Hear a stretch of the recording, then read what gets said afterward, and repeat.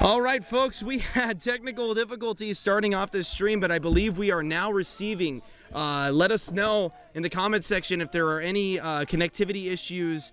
We are going to remain vigilant in the comment section. But Ohlone College baseball action back here on the Ohlone College Broadcasting YouTube channel. This is our monogalon. First pitch is a fastball that's low and outside for a ball. Ethan Shaver on the mound for the Renegades. This is Los Medanos Mustangs versus Ohlone College Renegades. And the count is 1-0 as Shaver has a breaking pitch that misses the zone. Looked like his curveball there. And the pitching matchup, of course, Shaver on the mound for the Renegades. He's in a 2-0 count here. He kicks and he deals. It's a fastball inside. It's fouled off to the right side. And let me pull up the stats that TC gave me. Ethan Shaver is the pitcher, as I keep on saying, trying to gain a balance here. Here he is right there. Fastball, curveball, cutter, and changeup. That's the mixture that you're going to see from him. Is 2-1 to the plate. It bounces, and it's going to make it 3-1. And Shaver, of course, was one of the more influential players for last season's state championship qualifying Ohlone College Renegades squad. His 3-1 to the plate. That's a changeup challenge inside. A called strike there. Makes it 3-2. And the leadoff batter for Los Medanos is going to be Mays. They actually don't have an updated roster sheet online, so I'm going to be going with last names only here as Mays fouls this one off to the left side there on his 3-2. It looked like another changeup, maybe even a curveball there off the right hand of Ethan Shaver. And these two rivals renewing acquaintances as we start off this game. Sorry for the confusion, everybody, as we are back live now. This is a ball that's hit on the ground. Calvillo digs it out at short and throws it to first in time for the out. And that is your first out of the season recorded for Ohlone College. And I don't know why my number 1 is backwards. Rudimentary equipment, my friends. Rudimentary equipment. There we go. 1 out on the season. However many more to go. What is it? 27 every game, right? So that would be somewhere around 227. Inside on a cutter there from Shaver to start off this next at-bat. The next batter is Gwynn, and he is ahead in the count 1-0. He's a right-handed hitter facing a right-handed batter. That's another cutter inside. This time finds the strike zone. Shaver shaving that strike zone, if you will. And fans, we'd like to thank you so much for joining us so far. Please leave a like, comment, and subscribe. Ohlone Baseball back, your defending NorCal section champion, Ohlone College Renegades, as Shaver pitches this cutter inside, and it hits the batter number 3. And he's going to take first base, so that's your first base runner for these Los Medanos Mustangs. And there we go. We light up the base pad. I'm trying to look at all my stats here, trying to get everything situated. So pardon me if I'm a little bit slow on picking up my stats as Shaver tries to pick them off on the right side. Let's get your defensive alignment for the Ohlone College Renegades. We got Nino, who is playing out in center field, as there's another pickoff play to no avail there. I believe the I can't quite see this last name. I'm looking at it through a picture here. Let me just pull up the roster sheet as the 0-0 delivery bounces to the plate. Makes the count 1-0. Got Calvillo at short, Kyle Olympia at third base. And playing at second base, as there's another pickoff play. I'm trying to get the name here.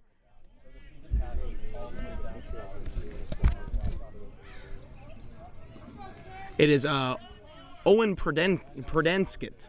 I'm going to have to pronounce that last name. I'm going to have to practice it with him at practice. That's what practice is for. Inside, fastball challenge inside. Fouled right off by the batter, number 11. Nathan Wood in the squat for the Renegades and playing behind home plate. And then in right field, it is Nico Lombardi.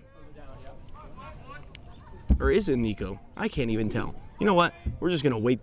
We're just gonna wait. I had so many issues with the network. I couldn't even like get out there and take a look or anything. I've had to run all the way over here from class.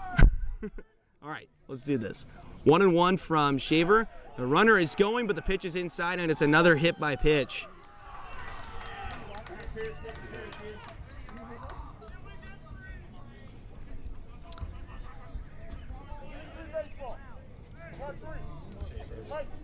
And so Shaver, in his first outing, gets a ground out and then 2 hit by pitch. There's only 1 out here with a cleanup hitter, number 18. He is DHing tonight for the Mustangs. He's coming up, a right-handed hitter. It's been all right-handers so far for Los Medanos. As Ethan Shaver is awaiting the sign from Nathan Wood, and he's going to ask for a re-sign. He steps off. Wind coming in from the right side, it's pushing out to left center field. As Shaver has a first pitch, breaking pitch. It was beautiful, great movement, but just missed the zone. So it was just a hair on the outside corner. It's going to make it 1-0. That's one heck of a pitch. There's one thing that you got to remember here. Even though Shaver has hit 2 batters in a row, you're a ground ball away from ending this inning pretty much. Shaver inside, and a steal attempt here from the runner at second is safe, and then the throw back over to Olympia from Nathan was bounced. Olympia lost control of it, and in the midst of all the chaos, the runner at first moved up to second. So we got runners now both in scoring position with a 2-0 count, and now that double play situation is pretty much off the board here, barring something unforeseen.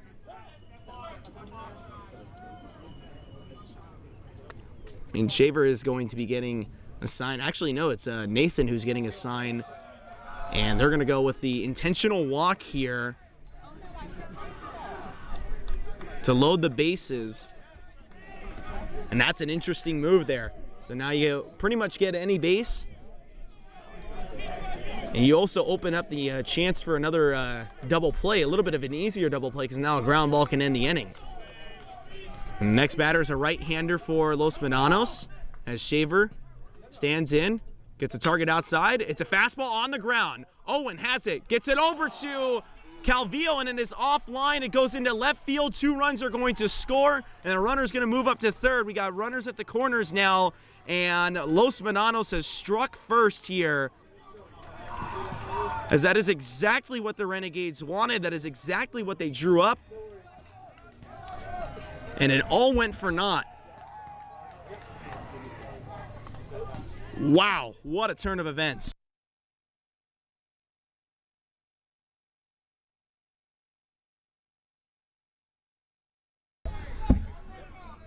And so now the score is 2-0 Mustangs here. And they have struck first in this first inning. And this is a line drive to the right side. Diving play by Owen. And he throws it to first in time for a double play. And so you commit an error, and then on the very next pitch, you make one of the best plays of the entire game pretty much. What a job by Owen there, responding almost immediately from that error. We're going to head to the home half of the first, and it is 2-0 Los Medanos.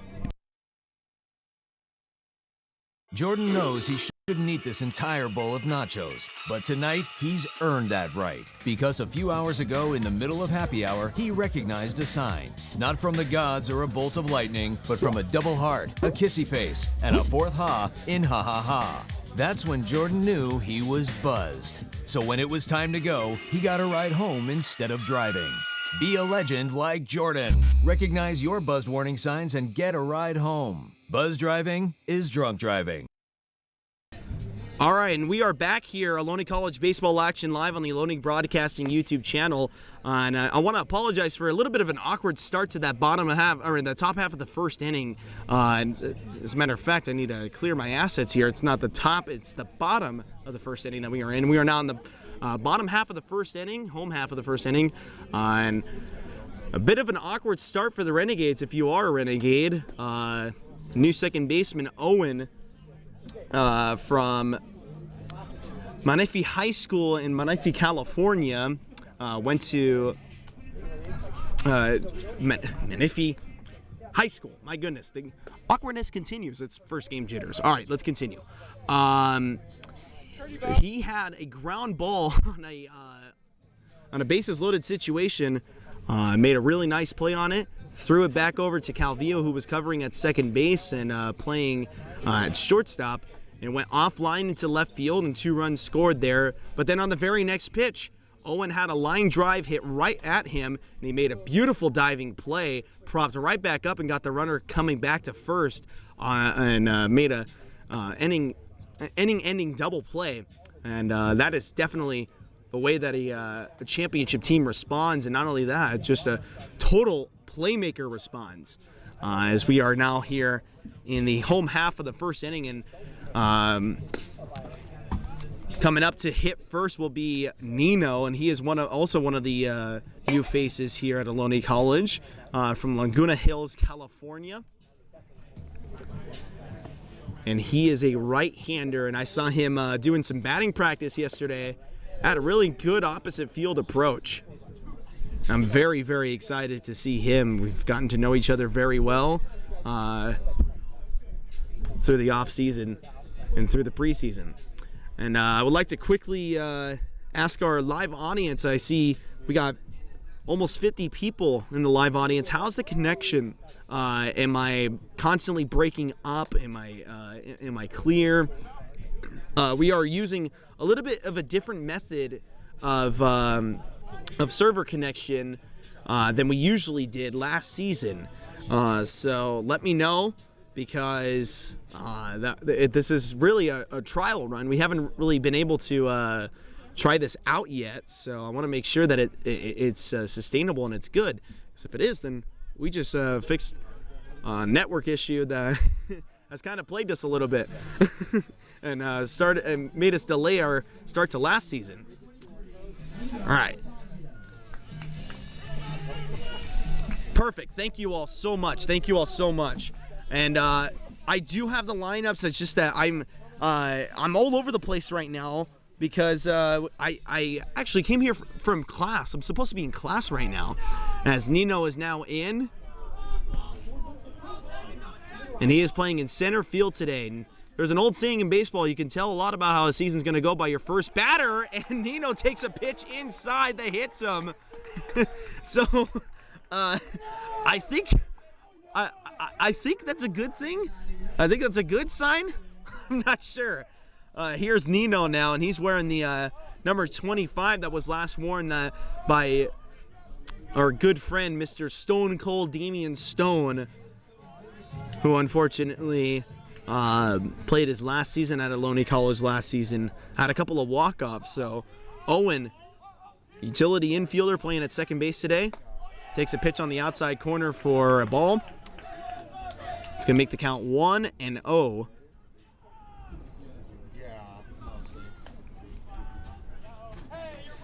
He's a left-handed hitter. Gotta love our good old lefties.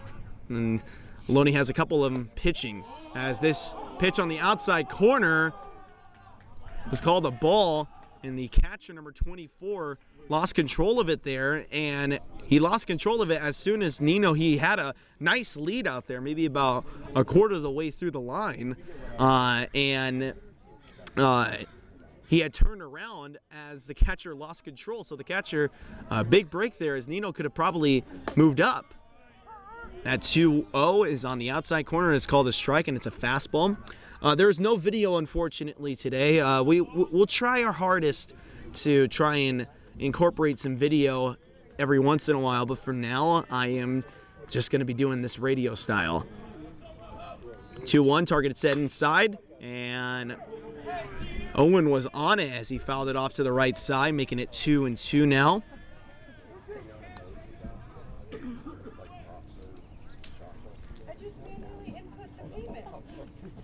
And the batter on deck for the Renegades, Mahida Tabata, and he is from Hiroshima, Japan. And this is a pickoff play to the right side.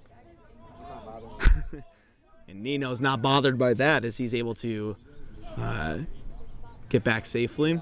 Now Owen standing back in the count, 2-2. Takumi Mayano is in the building. How you doing, my friend? We miss you a lot. Pitch on the outside corner, called strike 3.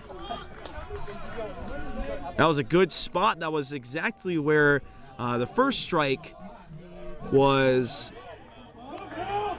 called in this at-bat, and went right back to that spot. Now there's a conversation happening from the pitcher and the umpire, and it looks like they're just confirming with each other some communication there. And Mahi is now in for the Renegades. He's a right-hander from Japan.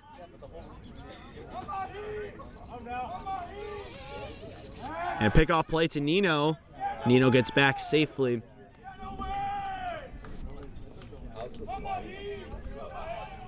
And on deck is Cameron Calvillo, the utility infielder who's playing shortstop tonight, or this afternoon. Not really tonight. We can't have night games because we don't have lights here. So this is a first pitch fastball in there for a strike.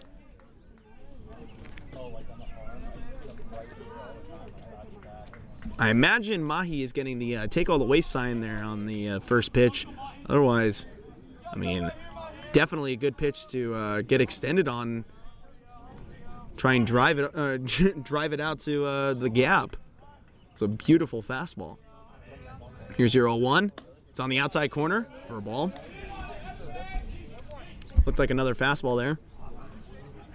The wind now pushing to straightaway left field. Let's see, let's get a reading on the wind real quick. As Mahi stands back in. In Fremont, it's 60 degrees right now. And we got winds not too high as this is popped out to left field. A diving play by the left fielder, and it is made. Oh my goodness, what a play out there. Diving play by the left fielder. Probably saves a base hit there as there are now 2 outs. And he was just on that too. He was maybe a hair behind it, but was able to dive, and it just stuck right into his glove. Yes, here now is Cameron Calvillo. And for those of you that do not know, Cameron Calvillo has had himself a very eventful offseason. Unfortunately, tore his meniscus around the same week of my birth in October. And we got news on my birthday that it wasn't an ACL, and that was what we were fearing, was an ACL, and it was a meniscus tear, that he would be back for the season opener, and here he is now. And he reached out to him for a statement, and he said that he just wanted to thank his support system, his family, his sister, his mom, his dad, as well as Chelsea and Jeffrey, the school's team trainers, and just really everybody that played a hand in helping him out with his recovery as he fouls this one off to the right side. And I asked him, how are you feeling mentally and physically heading into this game? And he says that he is absolutely ready to go. And he's just very, very happy to be a part of opening day. Because, there was a moment there that we were all fearing that we might not see Cameron Calvillo. And those of you who are also not informed, unfortunately, Stevie Hahn will be lost for some time, as he also had to deal with a muscle tear too. Here comes a steal from Nino, and he is safe. He completely beat the throw there. So that's your first stolen base of the season so far for the Renegades. And give it to Nino. On deck for the Renegades is going to be Jackson Nystrom from Livermore High School's, or from Livermore High School. And now we're going to have a conference on the mound here with a 3-1 count. I haven't even cleared my assets there. Should be a 3-1 count.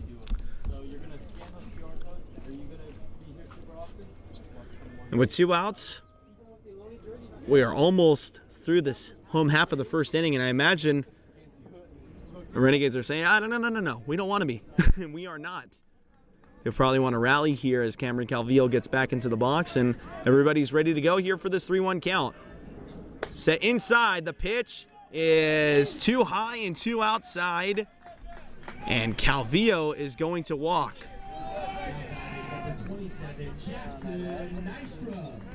And here now is Jackson Nystrom.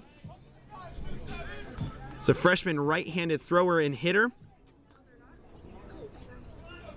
He's a 5'10" utility outfielder, 185 pounds. He is one of the several new faces here for the Renegades, as this is a fastball too high, and it's 1-0.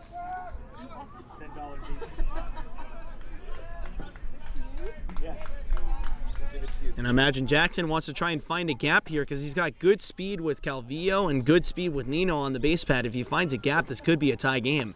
He swings and misses there at a breaking pitch. He was just out in front of it, makes it 1-1.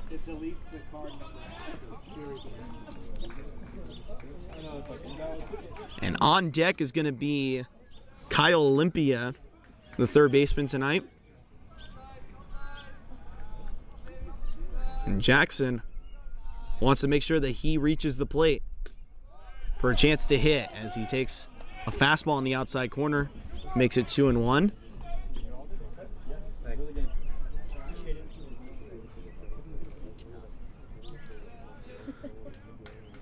And this is absolutely beautiful weather here for a January baseball game. Clear skies pretty much.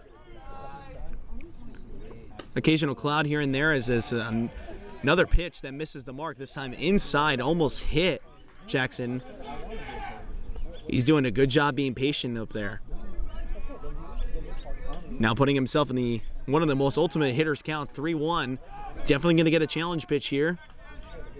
This is where you sit fastball and adjust everything else. Here it comes. It's a fastball on the outside corner. It's popped out to right field. It's a medium distance, angling over to the foul territory. The right fielder makes the play, and that'll end the inning. And so after 1, the Mustangs lead the Renegades by a score of 2-0.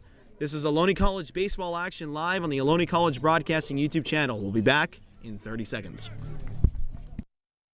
Jordan knows he shouldn't eat this entire bowl of nachos, but tonight he's earned that right, because a few hours ago in the middle of happy hour, he recognized a sign, not from the gods or a bolt of lightning, but from a double heart, a kissy face, and a fourth ha in ha ha ha. That's when Jordan knew he was buzzed.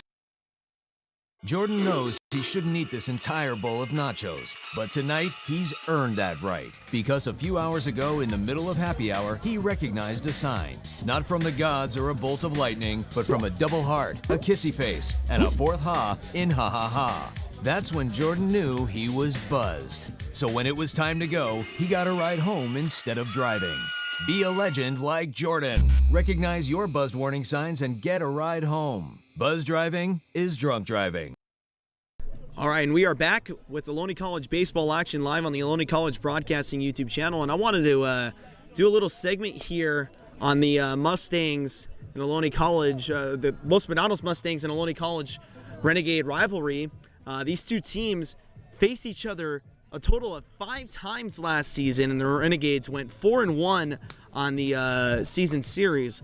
The first game being 6-2 Renegades, second game being 16-8 Renegades. Then they met in the Super Regional Playoff Series, a best-of-3 game set, and both teams brought their A game. The Renegades won game 1 by a score of 20-7. Mustangs came back, dominated game 2 by a score of 14-6. Then game 3 was super exciting. It saw a walk-off single from Damian Stone, which brought home Kyle Barileau for the winning run that sent the Renegades to the NorCal Section Championship, and subsequently defeating the Feather River Eagles to go to the state championship last year. As we got a new batter, and Shaver challenged him with the first pitch fastball. It was fouled off to the right side, and now here comes Shaver with his 0-1, and it's on the outside corner. Looks like a curveball there, maybe even a changeup. Makes it 1-1. Both teams combining for a total of 86 runs scored through 5 games last season, as that fastball's inside for a strike by Shaver. Beautiful pitch. And the Renegades almost scored half of the runs on their own. They scored 42 of the 86 total runs scored. I mean, that's crazy, as that's a swing and a miss there, and a first strikeout for Ethan Shaver.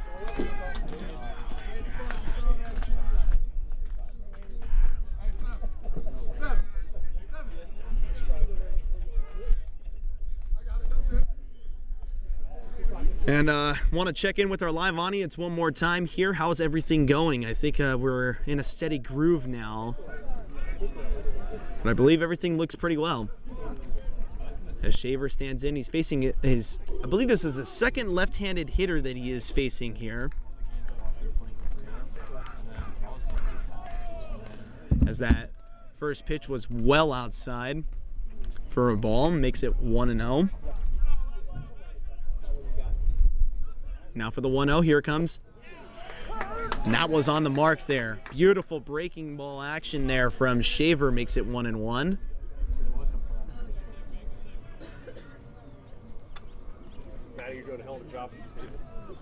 And Shaver gets a target set outside. Here it comes. It's a fastball. Just missed the mark. That's paint right there. Beautiful job. You know what? If that was me, I would have been grounding out to Kyle Olympia, who's playing at third base over there. Or actually, I probably wouldn't have even caught up to it, honestly. No way I made contact on that. Here's your 2-1. Outside corner, almost looked like the exact same spot. Not going to get the call there, and it's 3-1.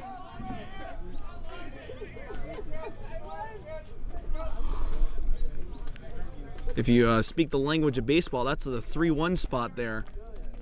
As the target is set a little bit further inside there, and it's a fastball again for a strike. Looked like another 3-1 spot there, maybe even probably maybe crossed over, because the plate does have some depth, maybe it crossed over to the 3-2 spot.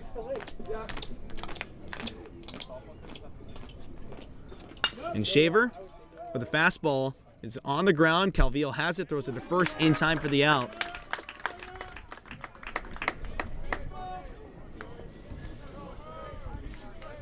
So that's going to make it 2 outs here in the inning.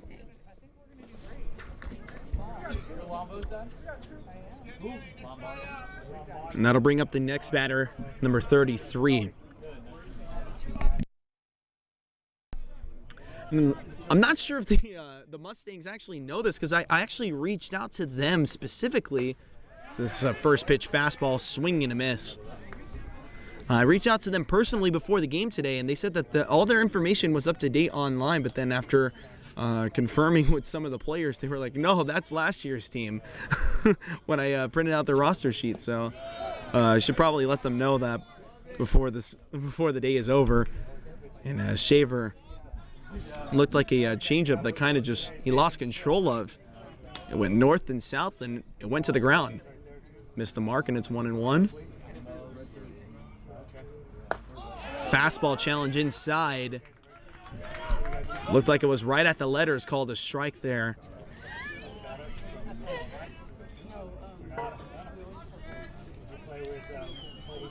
Now Shaver ahead of the count, 1-2. Here it comes. Target is set inside. It's a fastball, almost hit number 33. He's able to dodge away for dear life there. Makes it 2-2.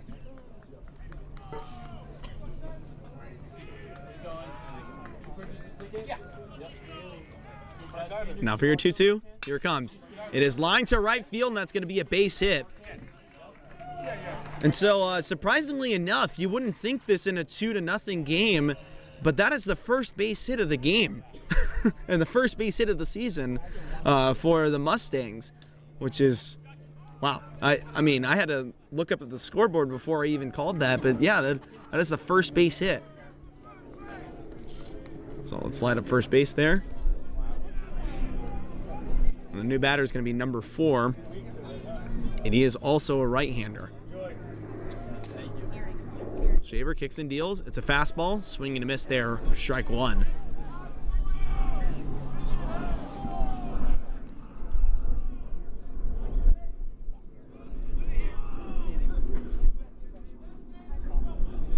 No parachuting action coming from Mission Peak, and we've actually grown pretty used to seeing the parachuters, so it's a bit odd to not see them, especially on a Friday afternoon. Here comes a steal attempt for number 33, and Nathan Wood, or sorry, that is number 33, and Nathan Wood didn't really have the best of throws going back over there, but good play by both the middle infielders.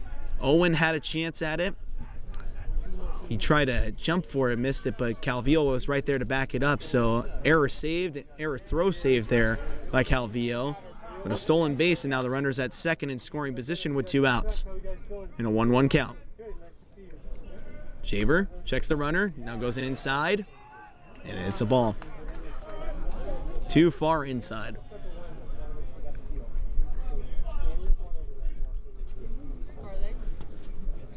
It's like one of those pitches where it's like if it's not somebody throwing the ball and rather holding a camera, you're just like, whoa, buddy, back it up.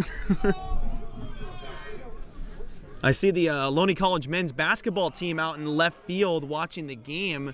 It looks like pretty much everybody, actually, as I'm giving just a head count here. It looks like everybody is there. I see Chauncey Villagrana. I see James.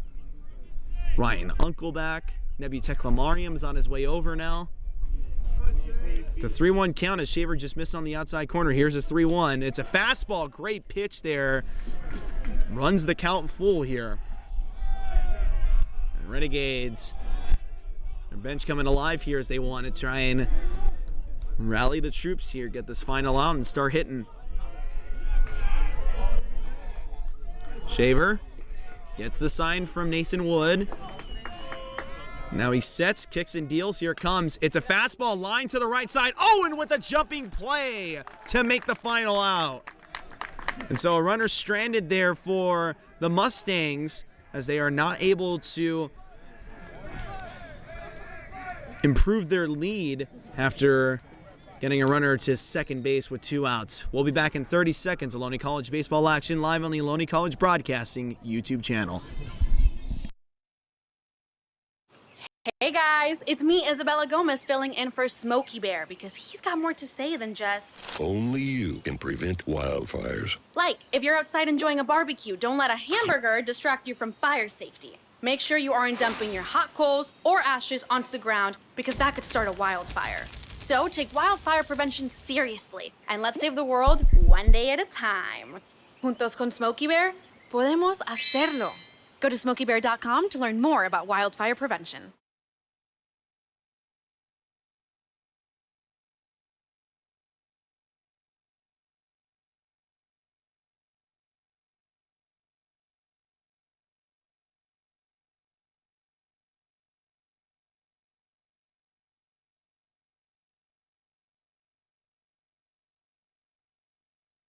All right, and we are back here on the Ohlone College Broadcasting YouTube channel. I actually sent a link just now to one of the basketball players out there, trying to see if maybe he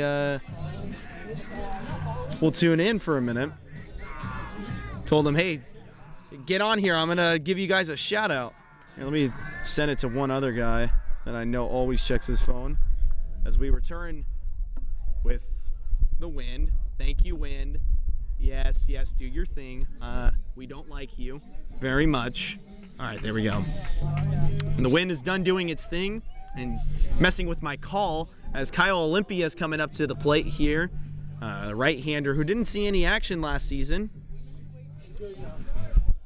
So I hope that the basketball guys are listening as I want to give them a shout out, but want them to like wave or something. Say something, guys.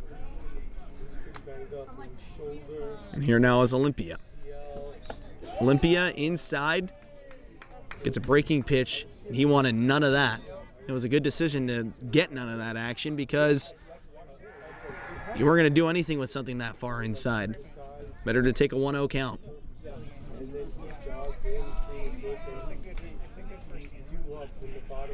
And so now with the 1-0, here it comes. It is high. Makes it 2-0.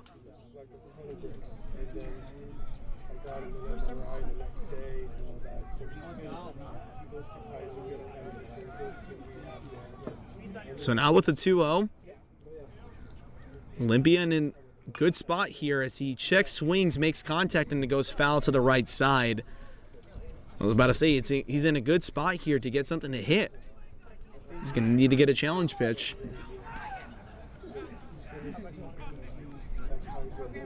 And that didn't really look like it either, as it looked like it was a little bit too far inside, a little bit too high. I think Kyle really realized that after he made the decision to swing, try to pull it back, and just hit his bat as he was doing it. 2-1, going outside, and it's a ball.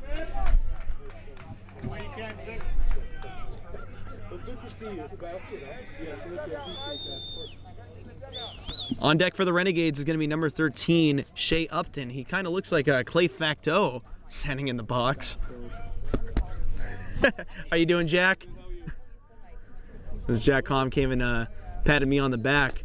On the outside there, ball 4. It feels like the first day of school over again as you're working with a team for an entire season. You get to know the parents, you get to know the players, you get to know the whole community. So really, it's just all of our first days back pretty much. I mean, this is just a giant family reunion.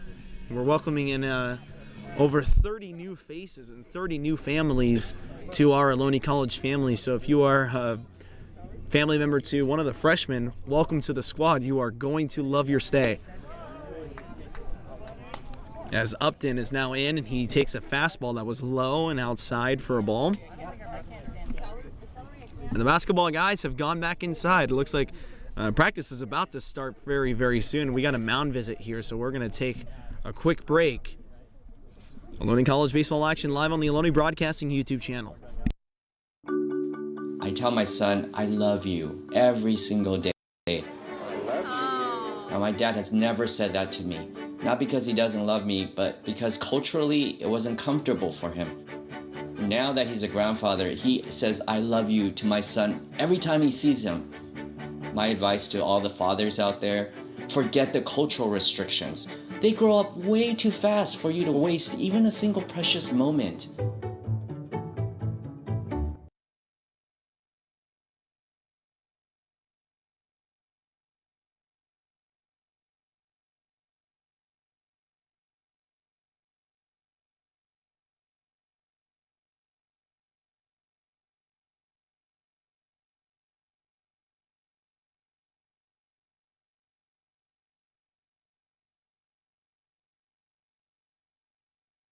All right, and we are back after the mound visit. No pitching change to be had as Shea Upton is in the count 1-0. And it's on the outside corner for a strike. And Olympia almost caught in no man's land there as he took a pretty big lead. Had to dive his way back, but the throw was offline back to first base, so he will be safe. I want to send a shout out to Coach Julie Marshall, the softball team. We got our home opener on next Thursday. So come on out or tune in here because it will be broadcast live. 3 p.m. start time. Upton back in the count here. And Olympia's going as Upton swings and hits a drive deep to right field. It is going to be caught on the warning track. And so Olympia is going to come back, and that was a hit and run play, and that almost worked to perfection. Just not enough on the swing there from Upton. But a good ride. And here now is Nathan Wood.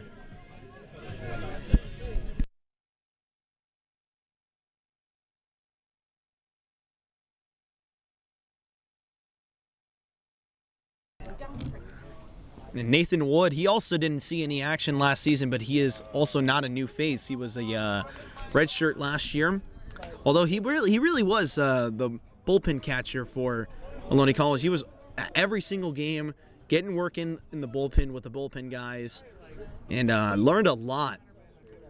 And so it's really good to see him get the starting nod tonight. as he takes a pitch on the outside corner. Here comes his 1-0, and it's not going to come as Olympia's getting picked on over there, and he's saying, I'm not having any of it. You're not going to pick me off. I don't have a wood table. I should not have said that. Oh, no. Just knock on the table and hope that that does justice. As Nathan Wood squatting down there, and that's actually a pretty good strategy to make your strike zone a little bit shorter. As he takes a pitch that's well high, though.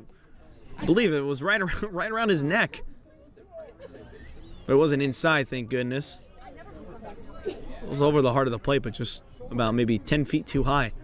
Here's your 2-0. Pick-off play. And Olympia saying, I'm having none of that.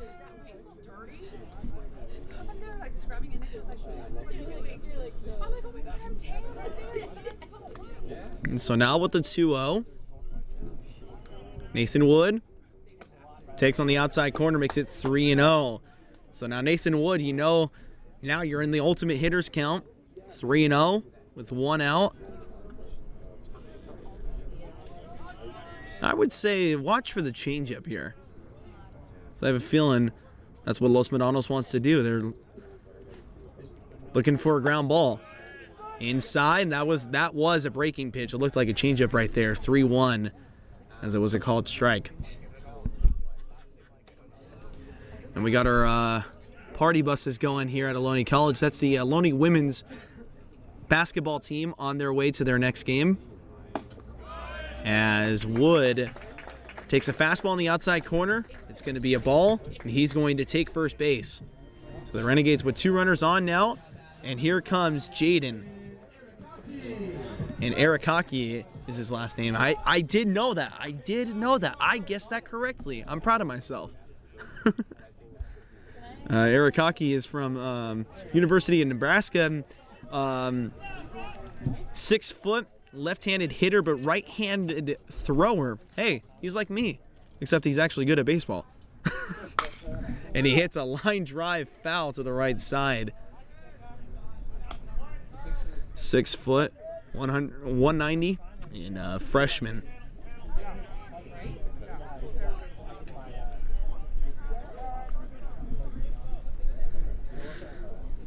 And now with the count 0-1, you know Jaden's swinging away here. I wonder if the current special is on its way. Those of you who know, you know. Target is going to be set outside here on this 0-1. Checking the runner at second is the pitcher. Now here it comes. It is popped straight up to the right side. And it's angling now out to center, and it's shallow. Too shallow to move up any runners there. And there are 2 outs.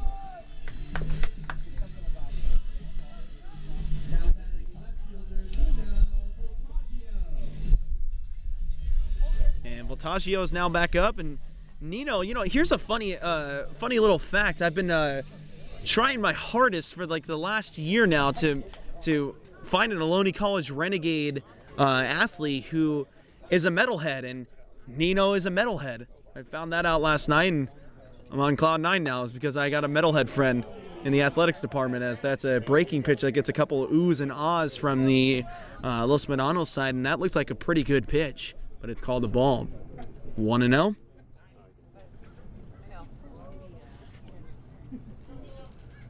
Now Nino, standing in the box, no choke up on the bat here as he takes on the outside corner, makes it 2-0.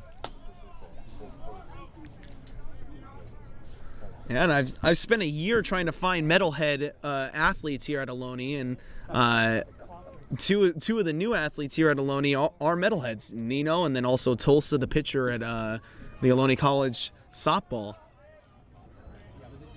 Both metalheads, so it's actually pretty cool to finally meet some metalheads. We're a dying breed out here.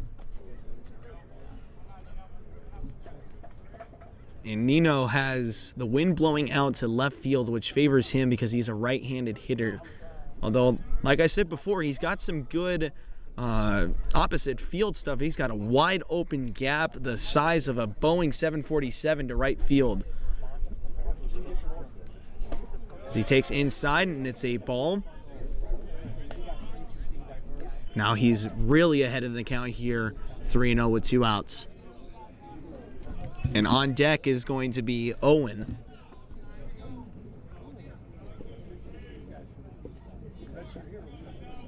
So here we go, the 3-0. It's a fastball, and Nino on top of it there, but fouls it off to the right side.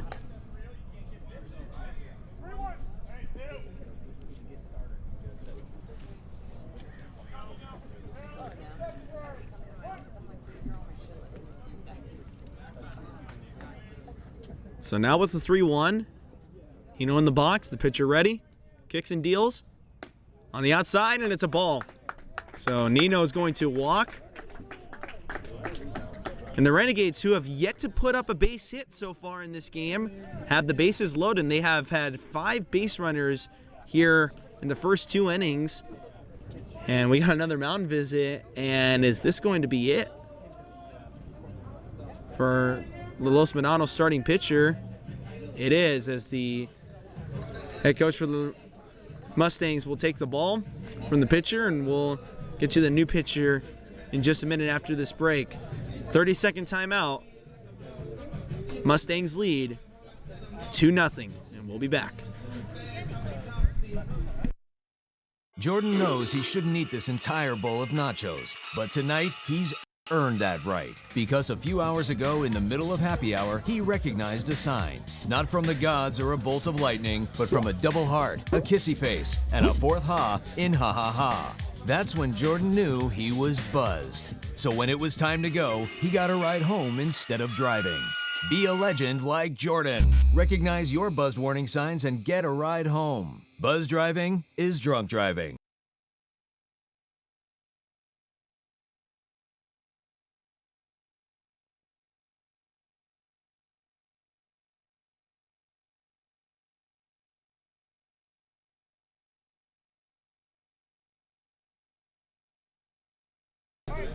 All right, and we are back, ladies and gentlemen. It's not every day that you see a pitcher get taken out of a game in the second inning after giving up no hits, but too many walks. 5 Ohlone College base runners. None of them have scored yet, at least. But, I mean, if you've learned anything, especially if you're Los Medanos in this situation, you've learned that the Renegades, they can not only beat you in close games, but they can really take you and just run you amok all over the field. And I imagine Los Medanos, it would mean a lot for them. As I said before, you know, there were 1-4 against the Renegades last season in a total of 5 meetings. This would mean a lot to them if they can win this game. And so I imagine they're probably coming into this game trying to manage it and coach it as if it was an elimination game. And we got there's also a new coaching staff here at Los Medanos, and this is their first time to really show all the new and returning players and new and returning families that this is still a Los Medanos team to fear. Still the team that was just 1 base hit away from potentially winning the Super Regionals last year and upsetting Ohlone College. Let's just be honest here. If you're a Renegade, you remember how tense that whole series was against Los Medanos. It was the edge of your seat the entire way through, and you were wondering, are the Renegades going to pull through this? Is Los Medanos going to come up with a big upset? And they almost did. And definitely won the respect of a lot of players from Ohlone College silently. As we return back to the game now, and Owen is up with the bases loaded. And of all the bats that I saw in batting practice, Owen had the best power bat as he lines this one into right center field for a base hit. It's the first base hit of the season for Ohlone College. It scores Olympia, and it scores Wood. Nino goes to third, and Owen ties this game. Pick him up, here we go!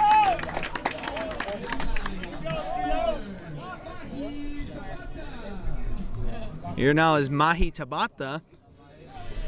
And we got a brand new ball game here at Ohlone College. And, saddle up. This is going to be one heck of a game. Only one hit by both teams, and they have scored 2 runs. That just shows you how efficient they are with base running.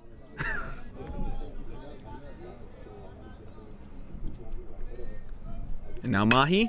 Line drive to the left side. A good play by the shortstop. He knocks it down, but it bounces up. It takes an awkward hop, and he cannot make the play.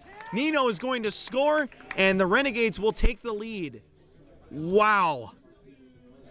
It was a great play there by the shortstop. And it just took an awkward hop on him, but it was a great job keeping it in front of him there as he potentially saved Owen from going to third base there and putting himself 90 feet away from scoring, and did everything that he could there. And now here is Cameron Calvillo, the cleanup hitter for the Renegades.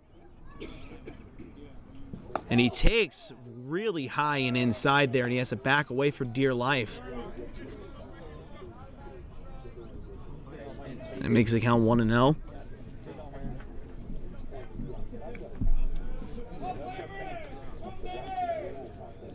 Two hits for the Renegades, 1 error and 3 runs scored. For Los Medanos, no errors, 1 hit and 2 runs scored.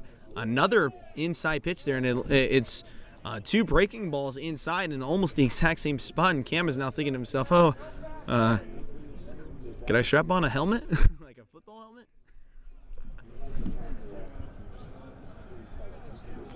Let's see, 2-0.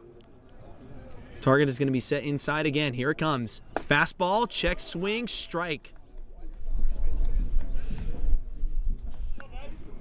Great spot there by the pitcher. As I believe that is a called strike. I don't think Cam went. That was a very good spot. Beautiful pitch. And now with a 2-1 and 2 out. Here it comes home on the outside, and it bounces. But they're...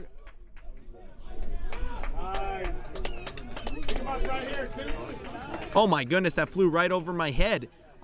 Quite literally. The throwback to the pitcher was too high, and now both runners moved up 90 feet on that play, on all that confusion. It was a called strike though, and it's a 2-2 count now with 2 outs.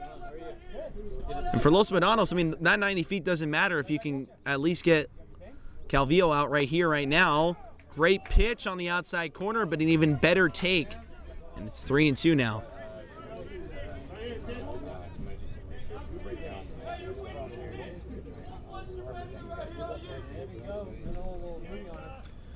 Now 3-2 with 2 outs. This is about as full as the count can get. Here it comes. Inside, and Cameron is going to walk. I think it's a miracle that he hasn't gotten hit there. That was, man, wow. Great job by Cam to stay patient and stay confident in the plate. Find a way aboard. That's exactly what he would tell me, actually. Just find a way. And here now is Jackson Nystrom. Just gonna introduce myself as the softball coach, that's all.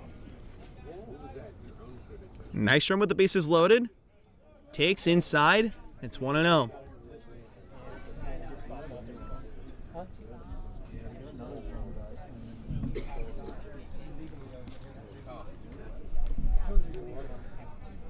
And now with the 1-0.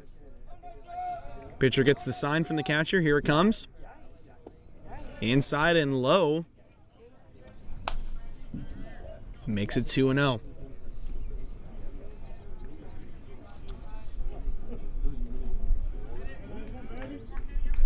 Now Nystrom. And a good hitter's count here. 2-0. Here it comes home. It's a breaking pitch. Beautiful pitch there. Strike called. Wow. Great movement there on that breaking pitch. Absolutely beautiful. It was one of those when you're a batter, you're like, hey, I'm supposed to hit that? How? Here's your 2-1. Fastball, and it is bounced to the left side and foul. So now we got a 2-2 count.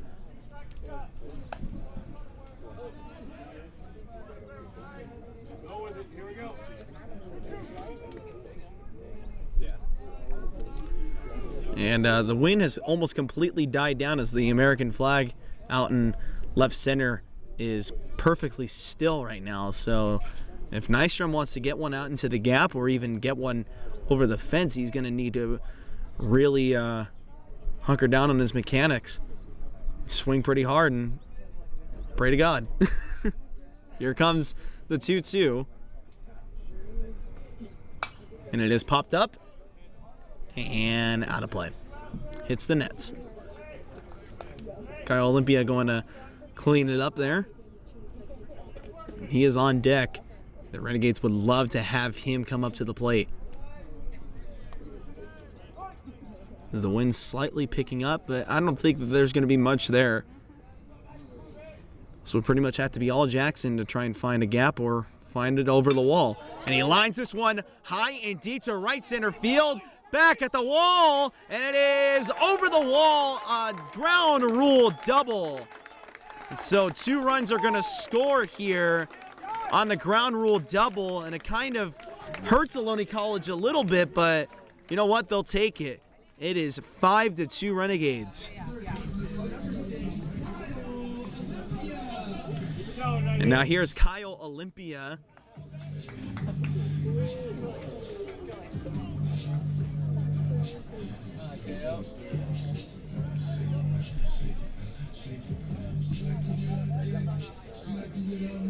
And a great approach there for Nystrom, and that's something that I kind of took a notice to, is that a lot of the guys on this Renegade squad has some good opposite field stuff, as Olympia grounds this one to the left side, and it is going to be good for the third out there. Great play by the shortstop and a good dig out there by the first baseman. But not before the Renegades are able to plate 5 of them off of 3 hits and 1 Los Medanos error. We are heading to the top end of the 3rd inning.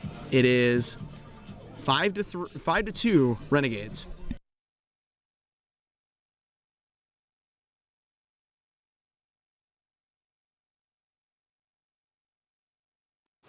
Hey guys, Isabella Gomez filling in for Smokey Bear because he's got more to say than just... Only you can prevent wildfires. Like, if you're outside enjoying a barbecue, don't let a hamburger distract you from fire safety. Make sure you aren't dumping your hot coals or ashes onto the ground because that could start a wildfire. So take wildfire prevention seriously and let's save the world one day at a time. Juntos con Smokey Bear, podemos hacerlo. Go to smokeybear.com to learn more about wildfire prevention.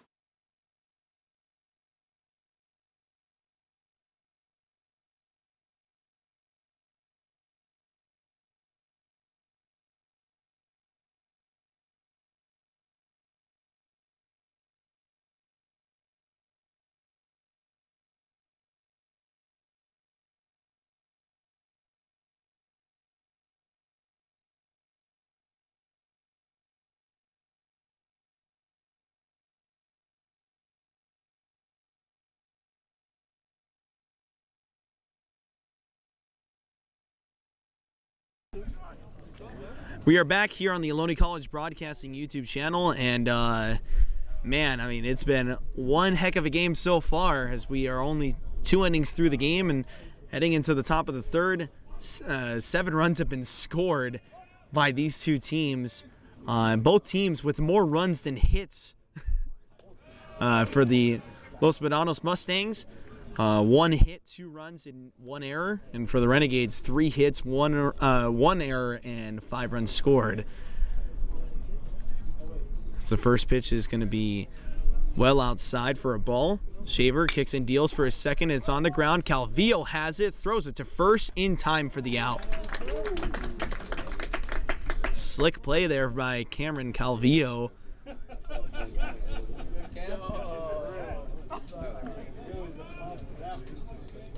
I mean, honestly, I cannot express enough how much of a miracle and a blessing it is to know that he did not have a season-ending injury in October, and that he was able to be a part of this game today. So that's a swing and a miss there on the first pitch from Shaver to the new batter. This is number 11. And again, real quick, in case there are any Mustang fans listening, there was no updated roster sheet uploaded online, so I do not have names for your guys. But if you know the names, let me know. On the ground to Calvillo, And Calvillo has it for the second out of the inning. Beautiful play there. So mark it on your scorecards. 2 6-3 ground balls there. And let's see if Calvillo can get himself an ace here. That'll be wonderful.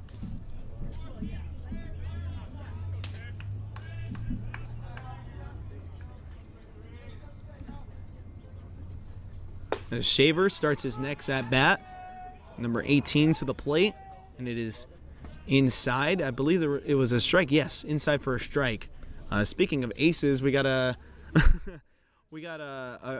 couple of Ohlone College athletes here. The aces has a different meaning for their sport. A couple of volleyball players, Gabriella Sanguinetti over here to my left, and Gabriella Rochelle off to my left also in the stands.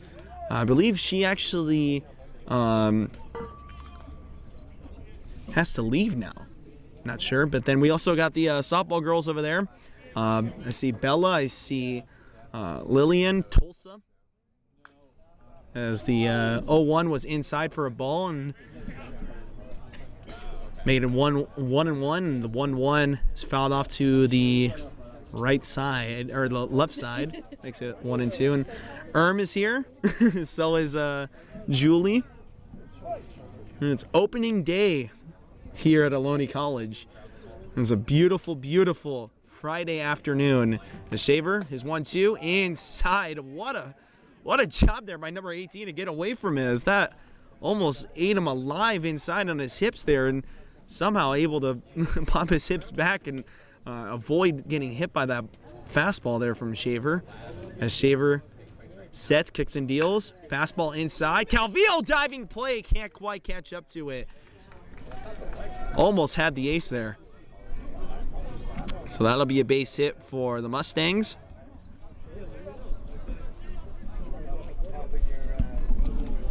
And let's see, I see Karina. I see Ari-ish. I believe everybody is there for the Ohlone College softball team. There's Courtney and also Ashley. The only two returners from last year's team is Shaver. Starts this next at bat in the outside corner, 1-0.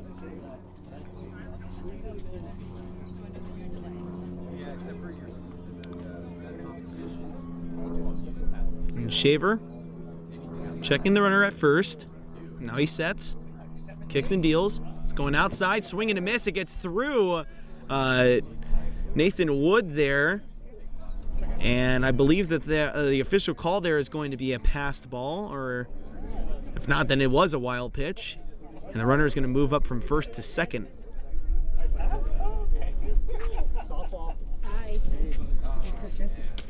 So in the 1-1 now,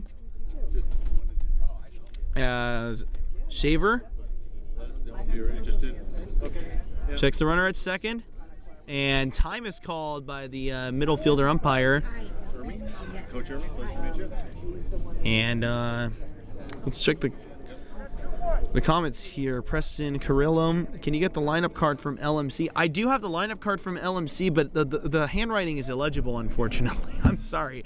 It was written in dry erase marker, so it's just really hard to read it. And without a roster sheet handy, I just can't make out the names.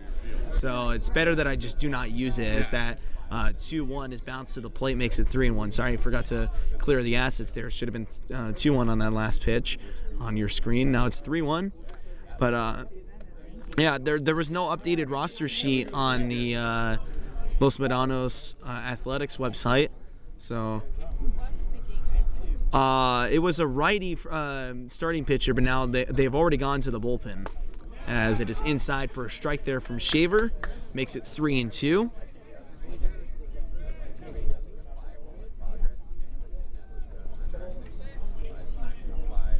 But yeah, if any Los Medanos fans know, like the names for these numbers, please put them in the comment section. I will definitely oblige, as that pitch is on the outside corner. It's ball 4, and now the tying run comes to the plate for Los Medanos here with 2 outs. The batter is now number 10. And Shaver Having a little bit of trouble getting some traffic on the base pads through all 3 of the first 3 innings here, as that first pitch is on the outside corner. It's called a ball, and it's going to make it 1-0. Shaver asking for a re-sign, and then he gets it.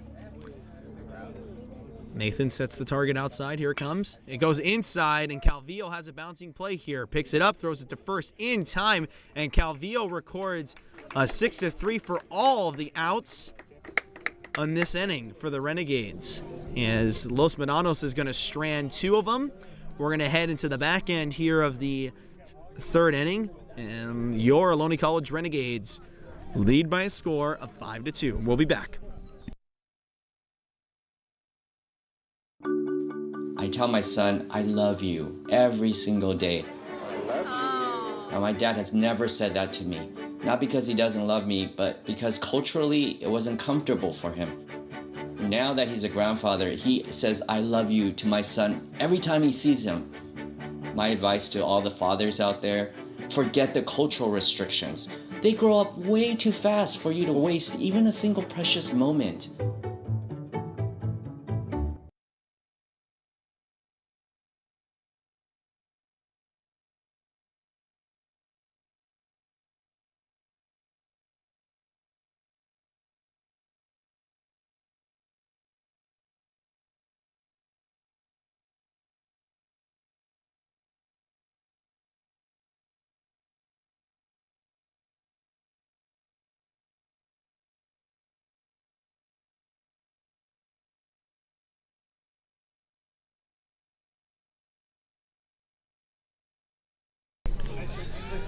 All right, and we are back here from the break. This is Armando Galan from Ohlone College Broadcasting. This is Ohlone College men's baseball action live from the Ohlone College Broadcasting YouTube channel here at Renegade Field on the Ohlone College Fremont campus.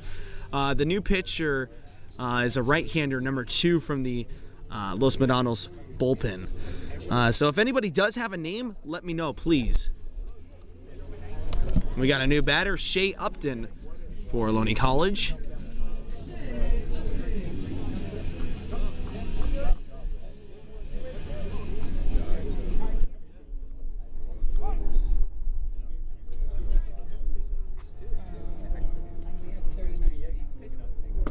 And he swings and misses there on his first pitch delivery on the outside corner. Makes it 0-1.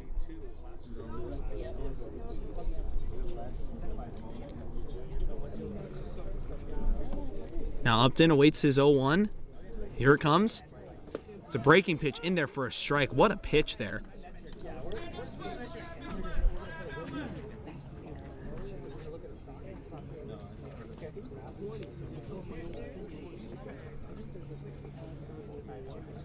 And now for the 0-2.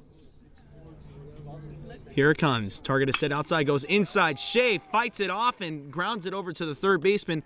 A little bit of a high throw, but a jumping play there by the first baseman records the first out of the inning.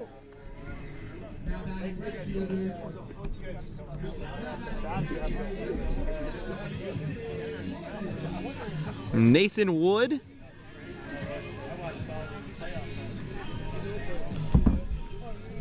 is the batter now, the catcher for Ohlone College. And Casey, you are correct. Torres is playing in left, and he's batting ninth. I can at least read the numbers from the lineup card. So this is popped up to the left side and fouled off. Yeah, doesn't quite reach the trees, so I can't really say my really dumb but quirky fun quote about the birds, because their home is not being invaded by a baseball. I don't even think it's nesting season yet. But oh well. 0-1. Here it comes. Bounces back to the pitcher. Pitcher covering, picks it up, throws it to first in time. Nathan Wood had some speed over there for a catcher. He was able to get about maybe 3/4 the way down the line and was maybe about 4 steps away from reaching first base there. Way to hustle. And here now is Jaden. We hope you guys have been enjoying the stream so far, whether you are Renegade or Mustang.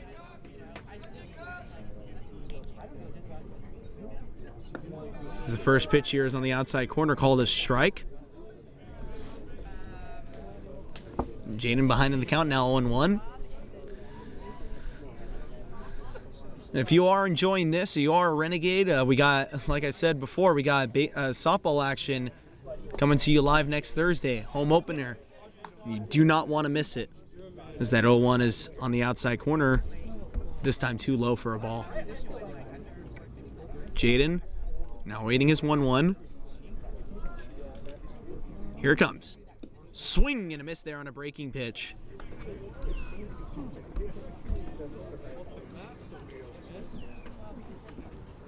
Now for the 1-2. Jaden takes a couple of shadow swings. Now steps back into the box. Pitcher gets the sign, and here it comes. It is bounced to the left side. The shortstop has it. And no, it is on the throw back to first base. First baseman couldn't quite dig it out, as I was about to say. And wouldn't you believe it, it's the first 1-2-3 inning of the game. Now we're going to have to wait another inning to see if maybe that happens. As Jaden is going to reach, and it's going to be, I believe it's going to be officially scored a throwing error on the catcher. Let me see if I can get a number for you there. Oh, that is Colton Trudeau. I remember that name from the playoff series. Colton Trudeau. And now Jaden stealing second base. The throw is ahead, but it bounces to second base. And if that throw had just a little bit more oomph on it, definitely gets Jaden. But Jaden able to slide underneath the tag, so now he's at second after the steal.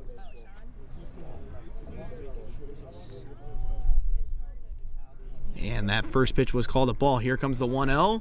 Swing and a miss there from Nino. Makes it 1-1.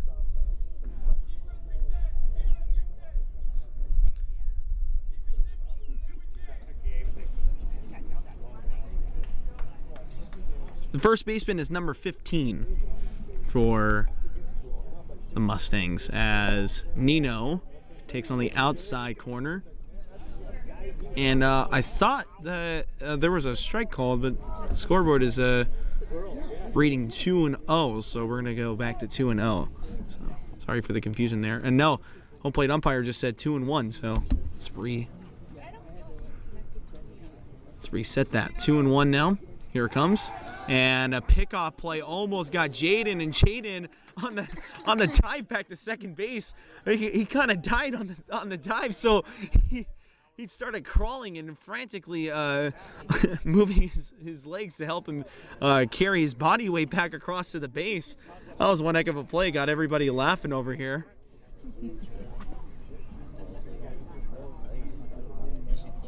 And here comes the 2-1. It's on the outside corner. Makes it 3-1 now.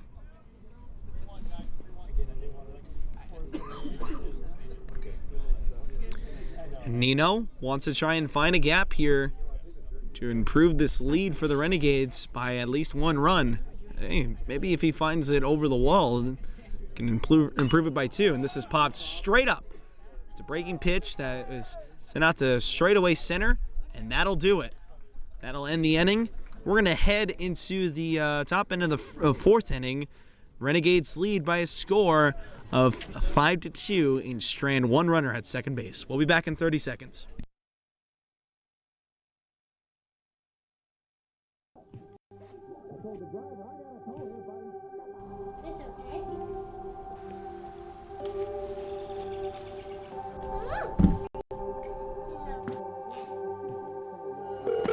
Look! 911, where's your emergency? Everyone's on their way. What happened? Your friend's not breathing. She's dead? Yes, please get my mom and dad. Oh my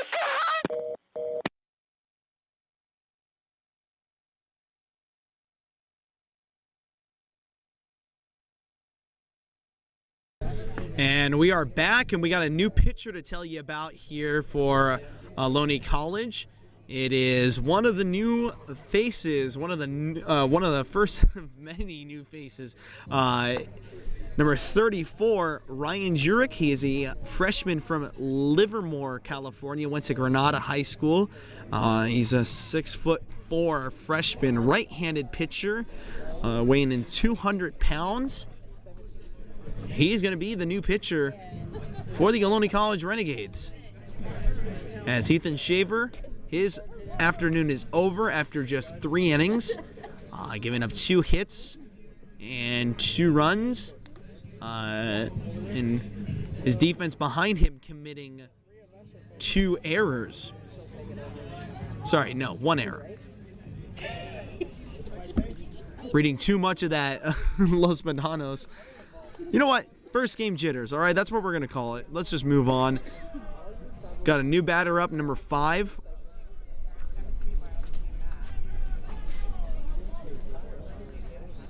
And here we go.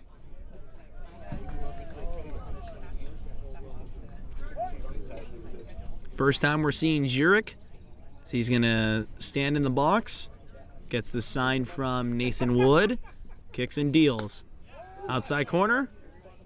And it's called a ball.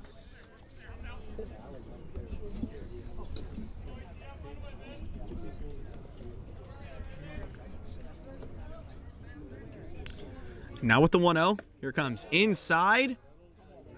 And it's a little bit too low for the liking of the home plate umpire there.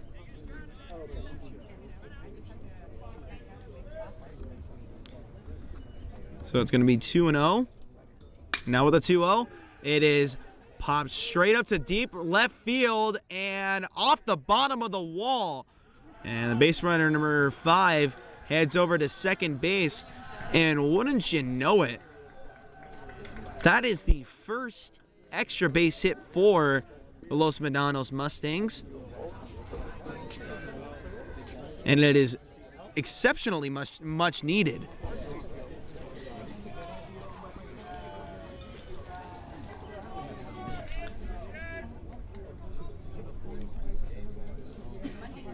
I see a name in the comment section, Yuto Sato. You were in the playoff series. You played for the Mustangs. I do remember you also. Good to see you again. Hope you're doing well. In the outside corner, it's a ball.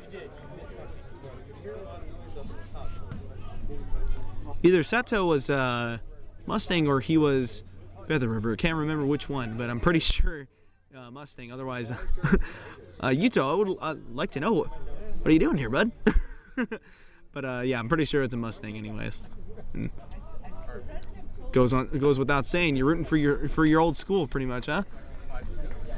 Anyways, hope you're doing well. As number 24 is the new batter. He swings and misses there from Jurek's fastball on the outside corner, makes it 1-1.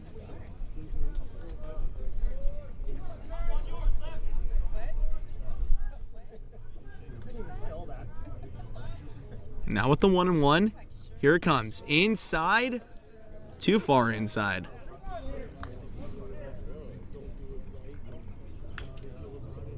Makes it 2-1.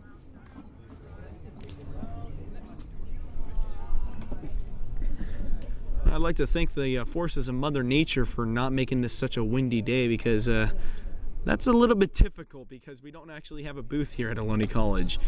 The 2-1. A little bit too low there. Makes it 3-1. Too low and inside. So now the batter, number 24, left-hander. Favored in this matchup here against a right-handed pitcher. And a hitter's count, 3-1 with the runner at second. Here it comes. And he pops this one out to deep right field. Under it now is the right fielder, and Nino came in. And Nino ran into the right fielder. He got the worst of that exchange as he lost his cap, and he is on the ground now. And he's going to get back up. The runner from second moves up to third. They're on a sacrifice, so, or not necessarily a sacrifice, a tag up there. There's no sacrifice because there's no runs scored. Diego Ruiz, you too has a fractured hand. Oh no, that's unfortunate. Hope you heal soon, Sato. Terrible. Hate injuries. Absolutely hate injuries.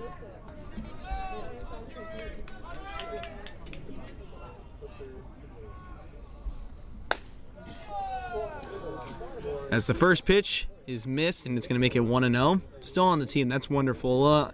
Hope he gets back on the. Hope he gets back on. I don't know what I'm trying to say here. Hope he gets healthy again, gets back on the field soon.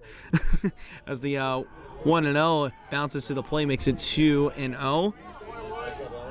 Yeah, I thought I remembered the name Yuto Sato. I'm very good about remembering names, just that when I don't have them in front of me, unfortunately not. New batter is number 33. I believe this is Lopez, correct? Let me check it as it's on the outside. Yep, it is Lopez. So we're in the this is the 8-hole. 9-hole due up. No, 9-hole. All right. Yes, I'm learning. Here comes the 3-0 to Lopez. And it bounces to the plate. That's going to be an automatic walk pretty much.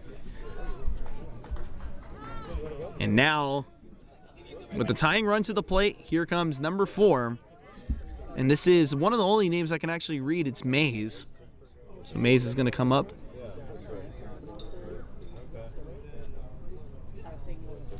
And Coach Curran this is actually TC Fairfield going to come out and talk to Jurek, as he's only recorded 1 out. Apologies, I did not update the outs there. He has recorded 1 out. And now the tying run is at the plate. Oh yeah, sorry, Torres, not Lopez. Yes, please correct me. Please correct me. Daryl Mays, perfect. Thank you. Yes, guys, keep on doing this. Perfect. This is the way we're gonna have to go for this game. Thank you guys for working with me. I appreciate it. So Daryl Mays is.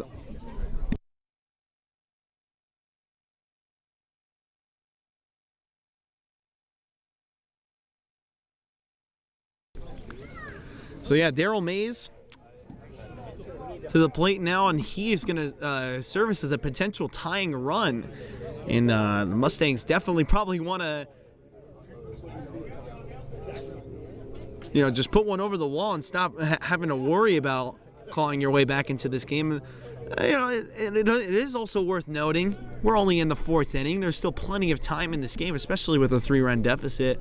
There are multiple different ways you can play this. So with the runners at the corners, hit and run, little sacrifice bunt, or just tell your guy, put the barrel to the ball and drive it out to the outfield deep enough so that we can at least get a sacrifice here. And basically, you don't have to worry right now. Especially, you can approach this game however you like. As Jurek goes inside and hits Daryl right across the left arm, and the bases are now going to be loaded, and especially now for the Mustangs, they have to be liking their position here. And the batter is number 3. I believe this is Gwynn, but again, if I'm wrong, someone please correct me. I believe this is Gwynn, though.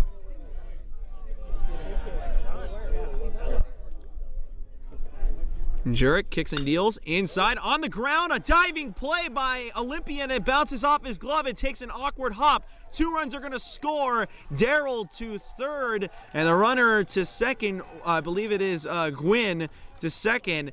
And the Mustangs get exactly what they needed there. A nice base hit, and it claws their way back into this game. And this game has been blown wide open. Yes, that was Seth Gwynn. Thank you for that.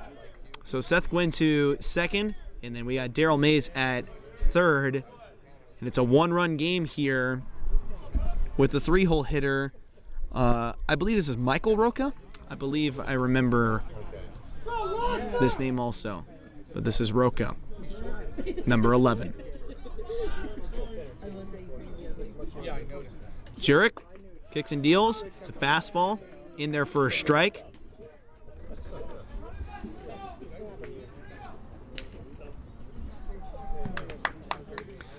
Perfect.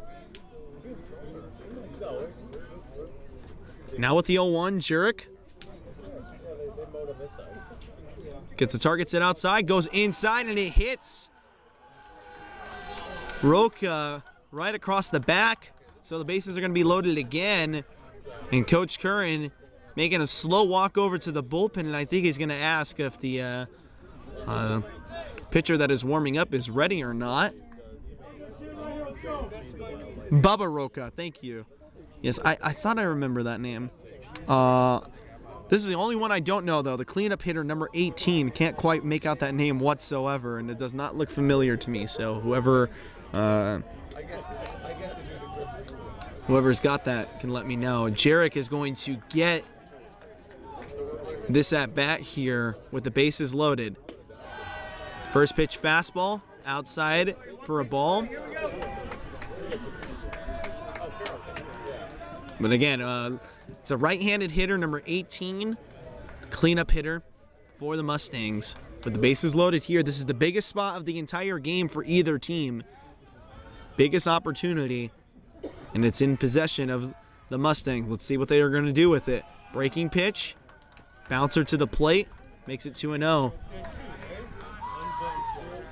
And I see Nate Rosser walking over to the bullpen now and talking to whoever it is that's warming up in there.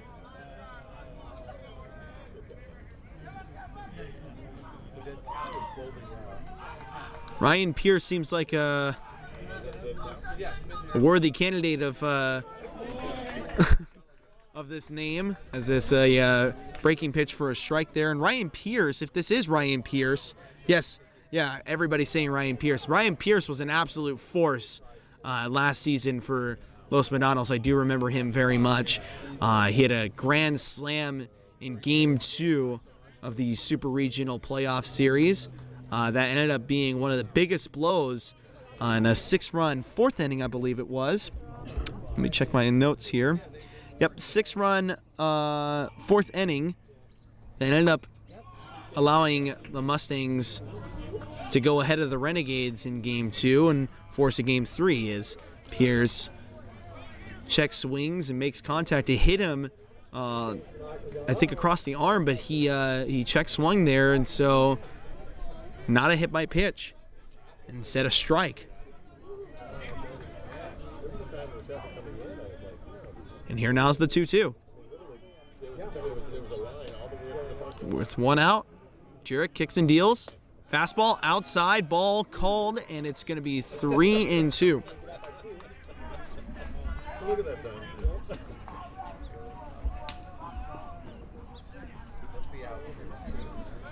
And Ryan Pierce committed to St. Mary's. I have great respect for St. Mary's. That's where my sister went to get her teaching degree. Here comes your 3-2. Line into right center field. Coming in is the right fielder. Not going to have a play on it. And one run will score there on the line drive, and this game is tied.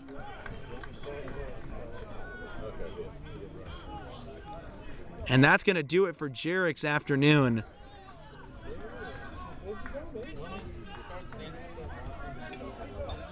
As Coach Curran is going to come and take the ball from him. And we'll have a new pitcher after the break. 30-second timeout, brand new ball game, top of the fourth inning. Hey guys, it's me, Izomas, filling in for Smokey Bear because he's got more to say than just... Only you can prevent wildfires. Like, if you're outside enjoying a barbecue, don't let a hamburger distract you from fire safety. Make sure you aren't dumping your hot coals or ashes onto the ground because that could start a wildfire. So take wildfire prevention seriously and let's save the world one day at a time. Juntos con Smokey Bear, podemos hacerlo. Go to smokeybear.com to learn more about wildfire prevention.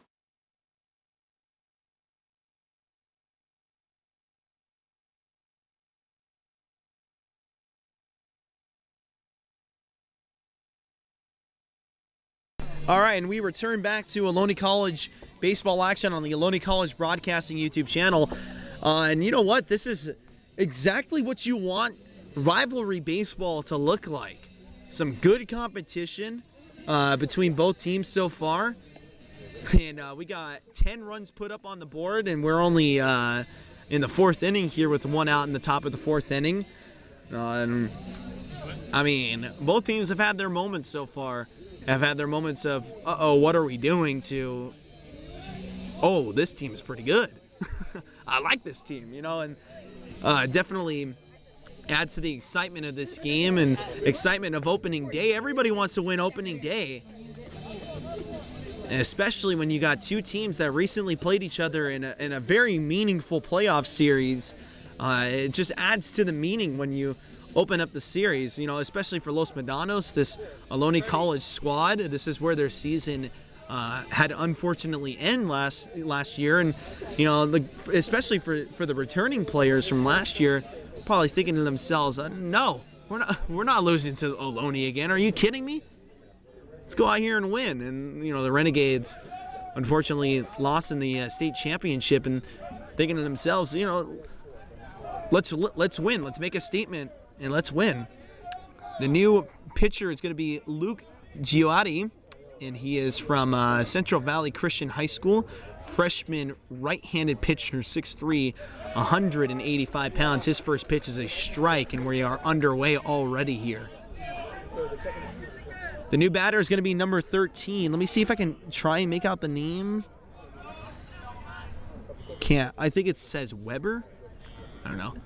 I'll have my my Mustang fans in the chat correct me on that, as the 0-1 is in there for a strike, and I got a nice O there from from Stevie Hom, who I went to his dad and confirmed with me it was a PCL tear. I didn't want to say it out loud because I didn't want to give the Michael Weber. Okay. I didn't want to give the wrong information, as Weber is going to go down looking on strikes there. There was some tail on that fastball there from Luke, and he comes up with the biggest strikeout of the game so far. And now here comes number 10. This is Colton Trudeau. I do remember this name. And Colton Trudeau really earned his stripes, had himself one heck of a defensive series against Ohlone College in the playoff series, in the 3 games that took place here in the playoffs. As Trudeau takes for a strike, makes it 0-1.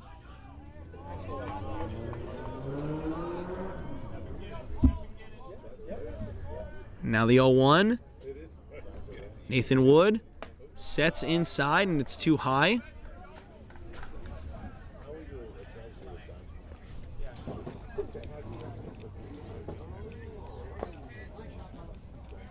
And now with the 1-1.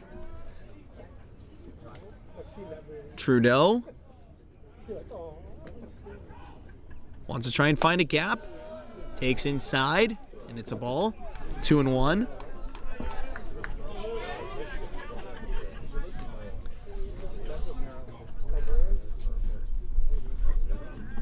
Now Luke putting himself in a position here where he's got to make a pitch. Here it comes, 2-1. It's a fastball that just misses the zone, and it's 3-1. And this game could see a lead change here with a walk or anything less than an out here, as the Mustangs are starting to feel the pressure. Pickoff play almost there back at first base, but Michael Weber able to get back there, and the throw back to first base was a bit offline. So danger averted for the Mustangs, and for Ohlone, well, you scared them at least. 3-1, the most important pitch of the night. It is on the ground. Calvillo has it. He's going to take it the short way over to Owen for the 3rd out. And so we're going to head into the home half of the 4th inning, and this game is tied. And wow, I mean, I said it before, I'm going to say it again. Saddle up, my friends. This is going to be one heck of a game. We'll be back in 30 seconds with more baseball action.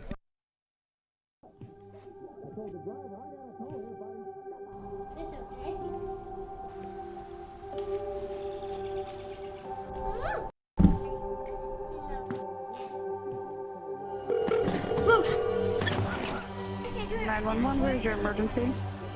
Everyone's on the way. What happened? Your friend's not breathing. She's dead? Yes, please get my mom and dad. Oh my God!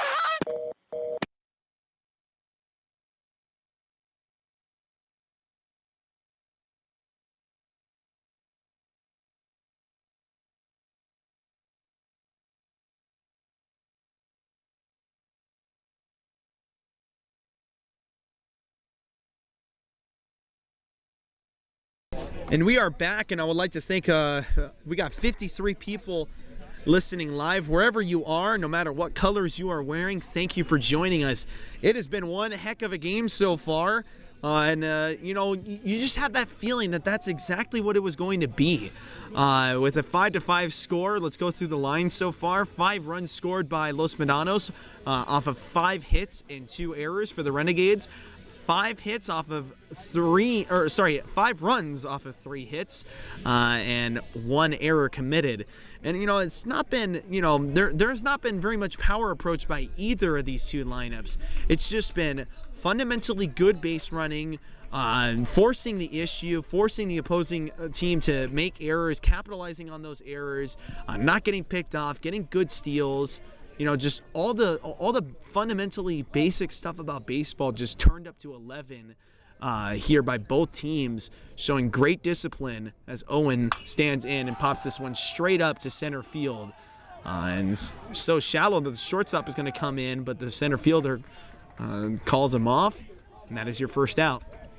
No home runs hit by either team, and I mean, this is just, especially if you're you know, more of an old school baseball fan, this is your type of game right here. This has been a really fun game. I got to tip my cap to both teams.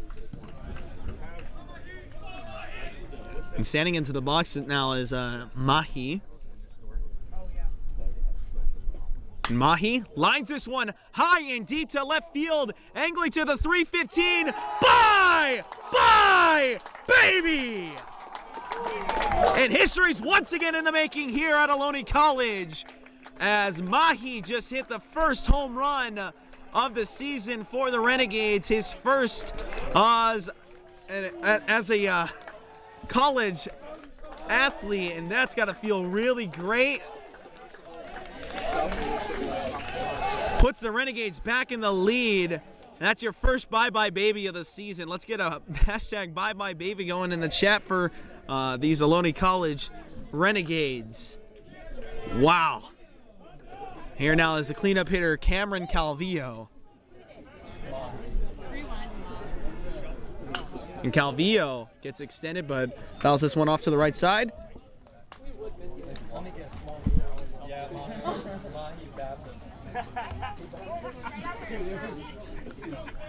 Oh, man, I really hope that we get a ton more of those bye-bye baby calls as the season progresses. And Cameron, after fouling off his first pitch, takes on the outside corner and it's called a ball. It's been a while since I've been able to say bye-bye baby, and it's kind of hit me that, you know, baseball is back. This is awesome. Here's your 1-1 inside, and that's going to be called a strike. Well executed pitch there. And Calvillo back in the box with the 1-2 now. Kicks and deals. Here it comes. Fouled off. And I had to look up there. It was heading straight our way, but you know what? That's why we have such a large netting over here to protect all of us. Right there. Like you're standing on it. Now Calvillo. Go this way a little bit. With his 1-2 inside. And I mean, I don't know what it is, but it just seems like Calvillo has had to duck for dear life with these breaking pitches almost every single at bat so far. Yes, LMC is still on their first bullpen pitcher. It's still number 2 out there. As this is on the ground to the left side, and it's going to be a late foul call there. So we'll come back to the box and reset 2-2.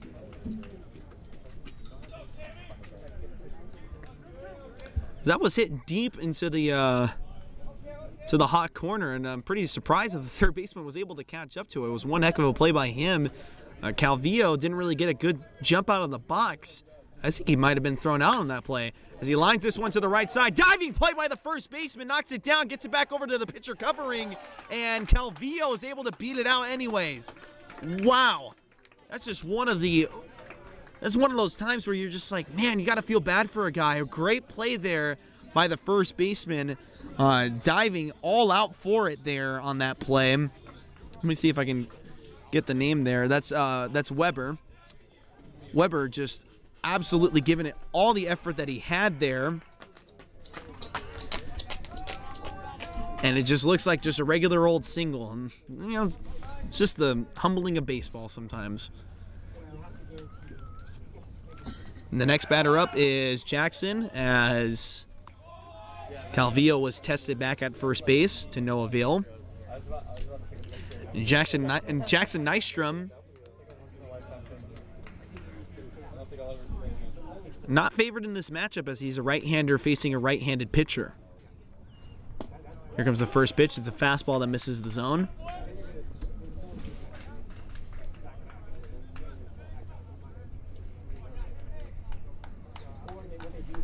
I just want to check in with our live audience real quick. How's everything going? Hope everything is still stable with the stream health and, you know, all the connection and the microphones and everything. So just let me know. As Nystrom takes on the outside corner, makes it 2-0. Yeah, if there's ever any issues, or if you have any questions at all regarding the stream or the game, just send it in the comment section. I'll do my best to answer as much of those questions as possible and take as much of the feedback as possible and try to make it better production for you guys. As Nystrom takes a fastball inside, kind of bounce to the plate there and makes it 3-0. And Nystrom has the ultimate hitter's count now.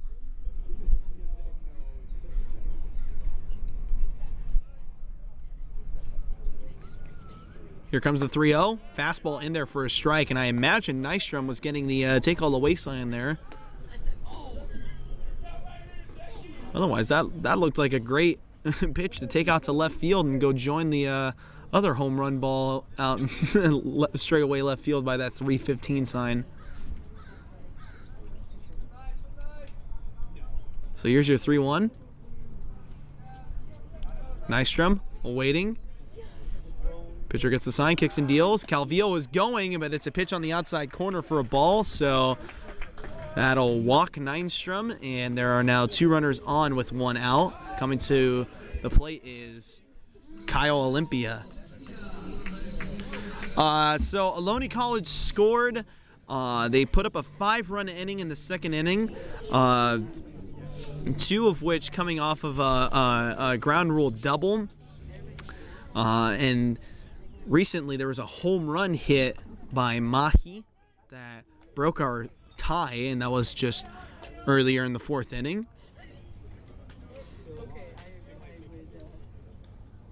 And here's Kyle Olympia as he takes on the outside corner, makes it 1-0, and it was called a ball. And if you're just tuning in and you're Los Medanos, first 2 runs were scored on an error. And then from there, just good approaches at the plate, getting some line drive action, good base hits. Only home run was hit by Mahi of Ohlone College as Olympia takes breaking pitch there, finds the zone for a strike.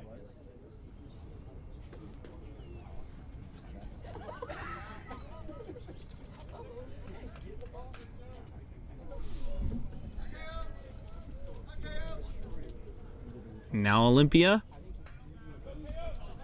awaiting the 1-1, and the pitcher is going to step off here and tell Calvillo, hey, go back to the base. Okay, now I'm going to focus on the batter. Gotta love the game within the game aspect of baseball. You know, the mind games that are played, the chess match. Just every aspect about baseball. Double steal attempt here, and the throw to second base was in time there. Wow, what a play by the catcher there. And I don't think Nystrom realizes that he is out because he's trying to get himself in a rundown. Yeah, he is already out. So there's a little bit of confusion. Let me explain what happened here. It was a double steal. Kyle Olympia swung and missed, so it made it 1 and 2. The catcher, here, let me see if I can even get a name on him. Nope, can't really make that one out. Number 24, the catcher, throwing it to second base. The second baseman covering was kind of behind on the cover, but somehow was able to hit him in stride. It looked like a perfect slant pass pattern. Perfectly hit the second baseman in stride, and the second baseman had his glove extended as Nystrom was diving into second base. Bang, bang, got Nystrom. Nobody did anything wrong there on that play, and it was just a good play all around. But now Coach Curran having a little bit of a discussion with the umpires, and the umpires are going to talk about this. Nystrom goes back to second. Well, I'm pretty sure the call on the field should stand here. Nystrom should definitely be out. It should be a 1-2 count with 2 outs, and Calvillo was safe at second. The number is number 24. Let me see if Roca looks like one of the names.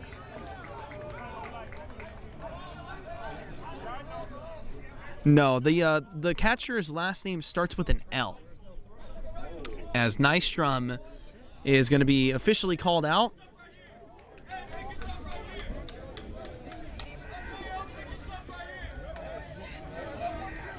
And so the official call is that Nystrom is out trying to steal second. It is a 1-2 count to Kyle Olympia with Calvillo at third base. Here it comes. The 1-2. It is lined to the left side and fouled.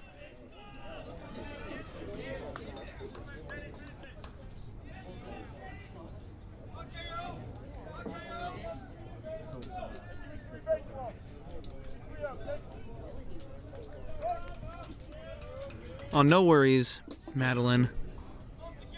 No worries. 1-2 with 2 outs. Here it comes. Breaking pitch, lined on the, grounded to the left side. Third baseman has it. Offline throw to first base.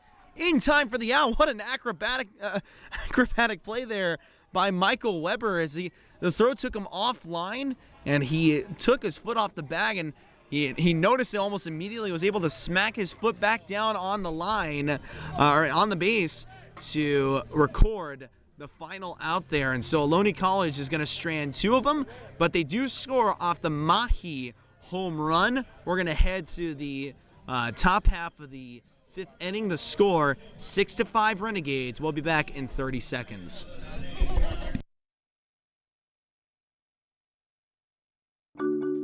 I tell my son, I love you every single day. Now, my dad has never said that to me. Not because he doesn't love me, but because culturally it wasn't comfortable for him. Now that he's a grandfather, he says, I love you to my son every time he sees him. My advice to all the fathers out there, forget the cultural restrictions. They grow up way too fast for you to waste even a single precious moment.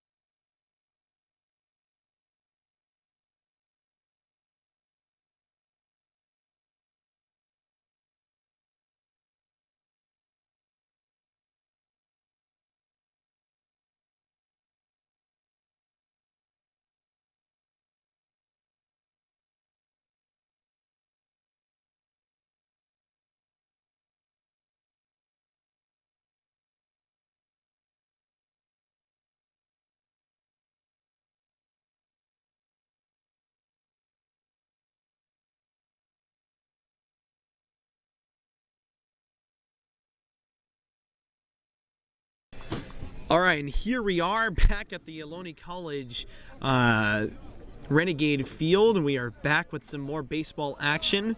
The pitcher for the Renegades is still number 15, Luke, and the new batter for the Mustangs, as he swings and fouls this one off to the right side, is number 5. Top of the 5th inning action. Let me see if I can try and make out this name. Yeah, it's Weber. All right. We're starting to get to the name. We're starting to get through the names a little bit easier now. So Michael Weber, who made the wonderful defensive play to potentially save a run from scoring there on that final out. Takes on the 0-1 delivery inside for a ball. Now here comes his 1-1 from Luke. Pops it up. Heads up right here. And it's right behind us. And it's going to bounce right into the bushes.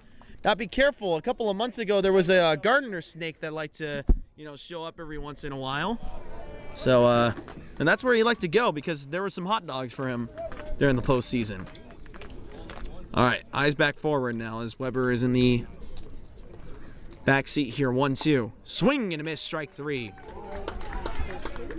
Great breaking ball action there from Luke.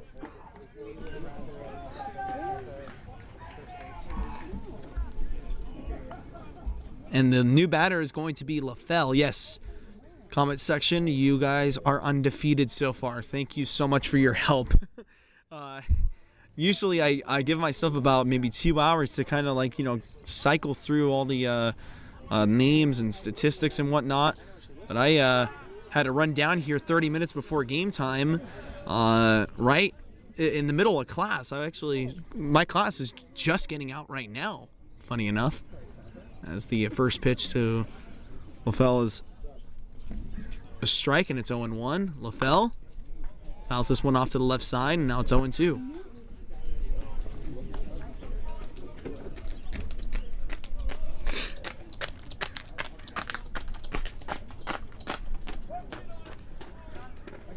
And now LaFell on the left side batter's box, behind the count 0-2. Here comes his 0-2, and it's well on the outside corner for a ball.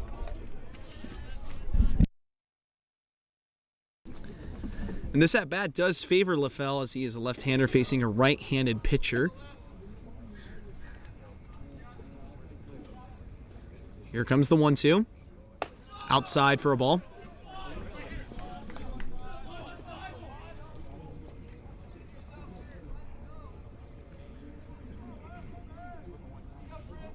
Now the 2-2. Luke gets the sign, kicks and deals. Here it comes. Inside and low, and it's a ball. And I want to echo something that I heard Coach Julie saying to her girls at practice just a week ago. And there's been a lot of just universal support as this is a high drive to right center field from LaFell. It's in the park though, and Nino is under it for the out. And, Julie was talking about how much support there is, universal support there has been from every single team here at Ohlone, whereas the basketball guys, come to every game, and the volleyball girls go help out at basketball games, and have snack bars open during some games here and there. So new batter's number 33 fouls this one off to the right side. The soccer girls, they're everywhere. They're at every single sporting event too. Some of the some of the soccer guys, I see them at the basketball games.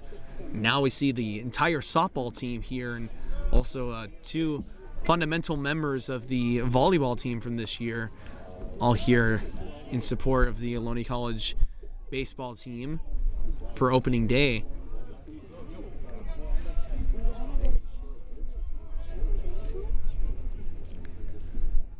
Here's the 1-1. Oh! Just missed the zone, apparently. That was a wonderful pitch, but an even better take there. And now Torres awaits his 2-1. Here it comes. Pops this one out to the right side. And this looks like trouble as the right fielder's coming in. It's deep into foul territory, and he makes the play. And wouldn't you know it, this is the first 1-2-3 inning of the game. Wow.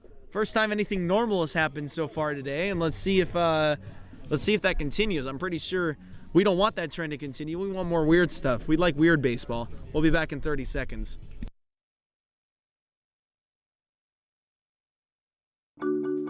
I tell my son, I love you every single day. Now, my dad has never said that to me. Not because he doesn't love me, but because culturally it wasn't comfortable for him. Now that he's a grandfather, he says, I love you to my son every time he sees him. My advice to all the fathers out there, forget the cultural restrictions. They grow up way too fast for you to waste even a single precious moment.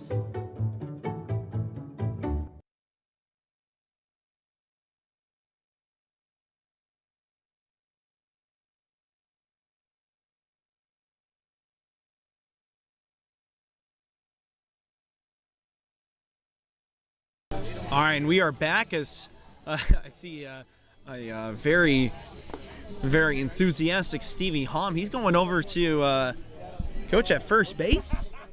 What in the world? This is an interesting decision. I like it. Stevie Hom, we miss you, my good friend. Please get well soon. We want to see you back on this field, like tomorrow, if possible. Although it's not possible, so try to get back as soon as you can. We miss you, and we love you. Signed your entire team and myself.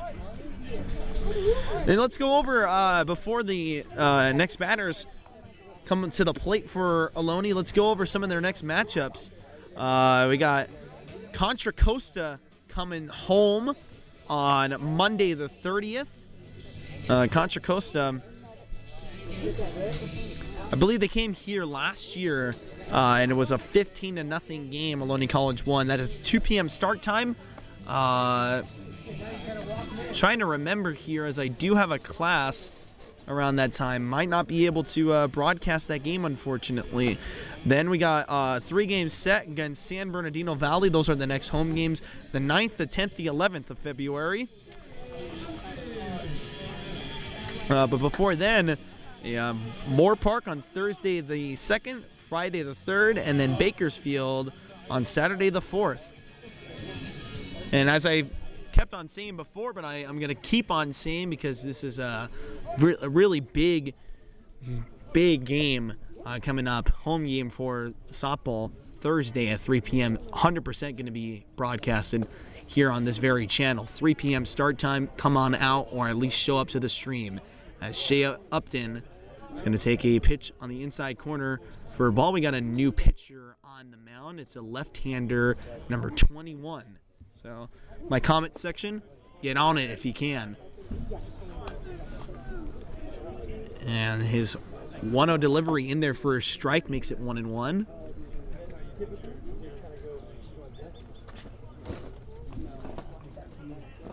And now Shea waiting. Fouls this one off to the right side. Makes it 1-2. Nathan Wood on deck for the Renegades.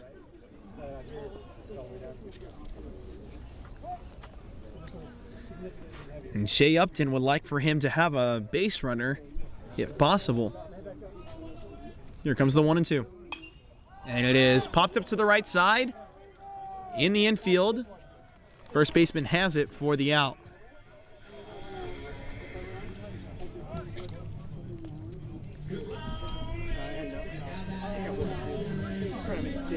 And here now is Nathan Wood.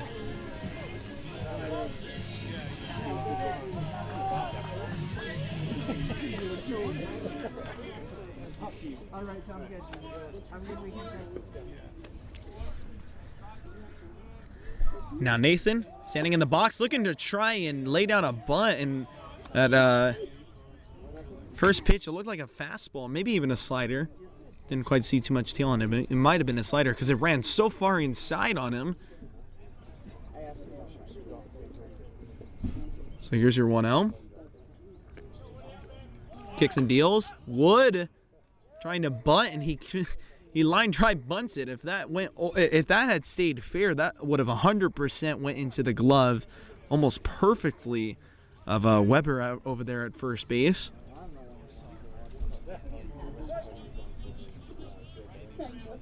Would have not really been able to do much with that bunt there. And here's your 1-1. Bouncing to the plate.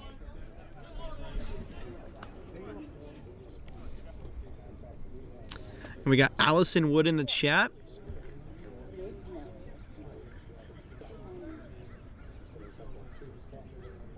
cheering on Nathan. Gotta love the family dynamic.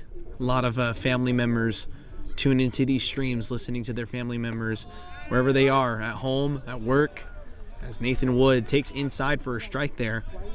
That's something that doesn't get lost on me, you know, that, like, you know, you got parents, maybe even brothers and sisters, these players listening in. I'm able to bring the game to them where, you know, where they otherwise couldn't have it. And so we really appreciate having, you know, family members of players in here as Nathan Wood swings and misses there at strike 3.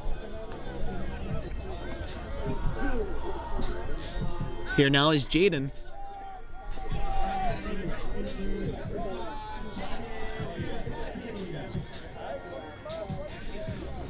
Eric Hackey, one of the only left-handers here on this Ohlone College squad, and he is facing a left-handed pitcher now as he takes inside for a ball. And could we be seeing 2 1-2-3 innings in a row? 2 1-2-3 half innings in a row? That's crazy. We haven't had that. Nothing normal has happened so far in this game. This is a line drive base hit. The reverse jinx worked. Did you hear that, Julie?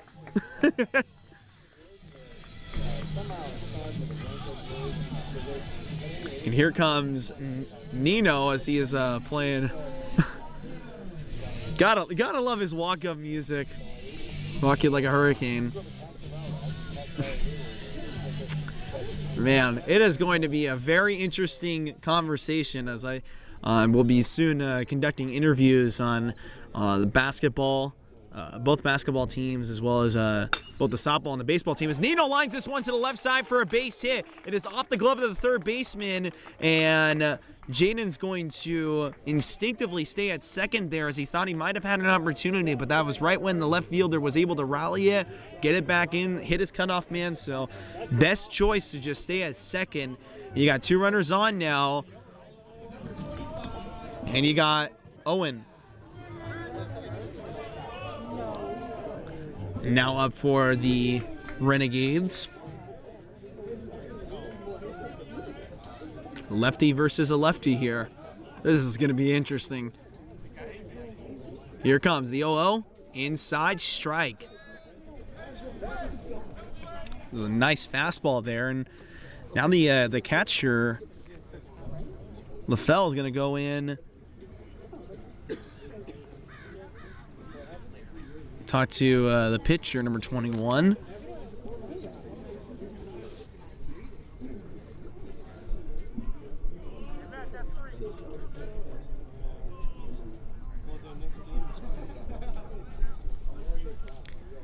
Now, here comes the 0-1 to Owen. It's a breaking pitch that is bounced to the plate, and LaFell lost control of it, but he was able to rally to it pretty quickly there and did not allow 90 feet from either of the base runners there. It was a great job rallying to it, and he had a sense of urgency there that you like to see in a one-run game, as the Mustangs are probably thinking to themselves, absolutely not allowing any runs here. We cannot afford that. And the Renegades really want to put the Mustangs' backs up against the wall here by putting up some runs. So that pitch is on the outside corner, makes it 2-1.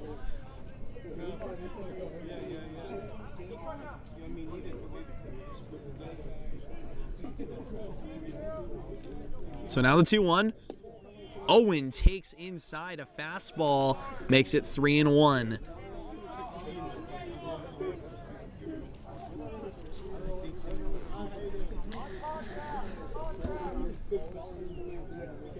And now Owen stands in the box.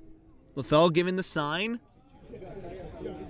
It's a 3-1 count. Here it comes. Owen takes it. It's too high and outside. Ball 4, and the bases are once again loaded. And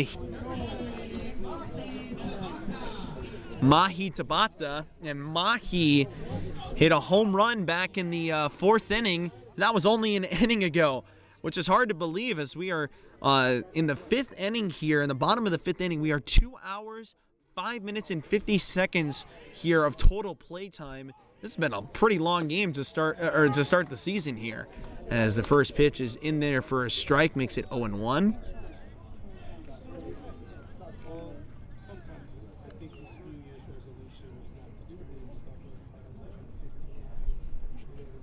Now with the 0-1, Mahi standing back in the box. Here it comes. Inside, and it hit him across the legs. So a run is going to score there on the hit by pitch.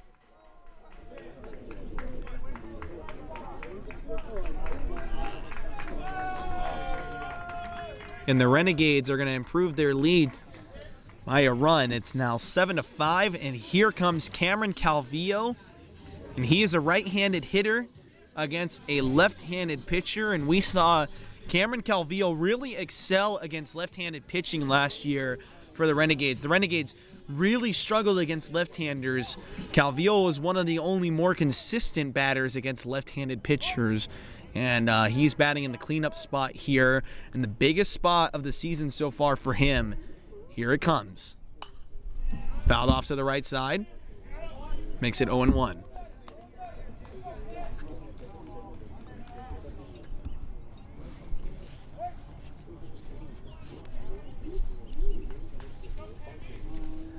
And now Calvillo with this 0-1. Awaits. Inside. And it's a ball.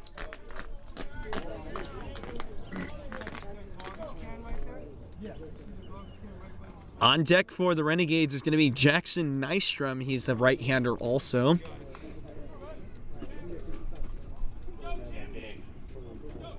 Number 21 is pitching for LMC as Calvillo fouls this one off to the right side, and fouls, and it's gonna make the count 1-2. Jack Murphy, I remember you. You were a player last year. Yes, I do remember a name. Yes, the number 21 is pitching. If you can give me a name for that, that would be great if you could. This is on the ground, and Calvillo bounced that one off of his leg. And oh my goodness, everybody's breath was held there as, wow, oh my goodness.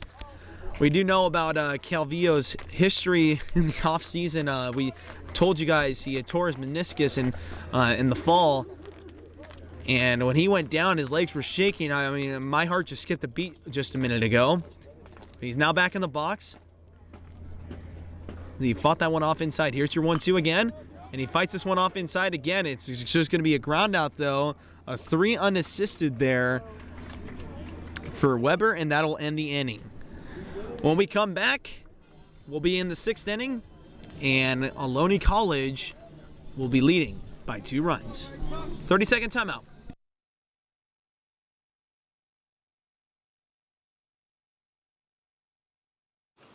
Hey guys, Isabella Gomez filling in for Smokey Bear because he's got more to say than just... Only you can prevent wildfires. Like, if you're outside enjoying a barbecue, don't let a hamburger distract you from fire safety. Make sure you aren't dumping your hot coals or ashes onto the ground because that could start a wildfire.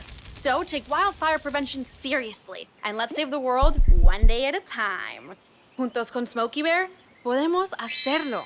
Go to smokeybear.com to learn more about wildfire prevention.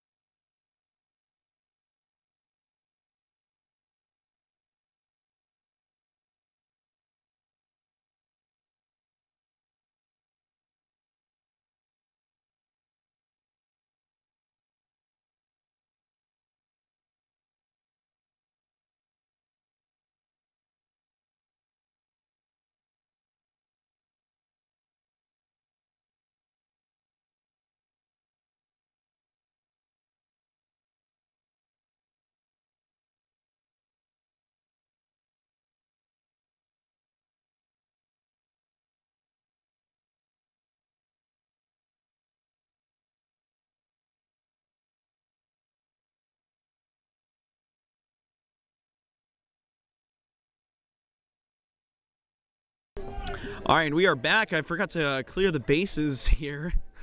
We are in a brand new inning. with a brand new hitter, number 4 for the Mustangs. Same pitcher on the mound for the Renegades, number 15, Luke, as the first pitch is missed. Makes it 1-0. And the batter is Mays. And Mays awaits his 1-0. Here it comes. His line to the left side and foul. Oh man, that would have been one heck of a base hit there, as that was right on the line if it would have stayed fair. Definitely had 2 bags written on it, but Mays looks like a speedy player to me. He could have probably laid down a triple there, as it was also not too hard hit down the line, and the left fielder is playing a little bit far out.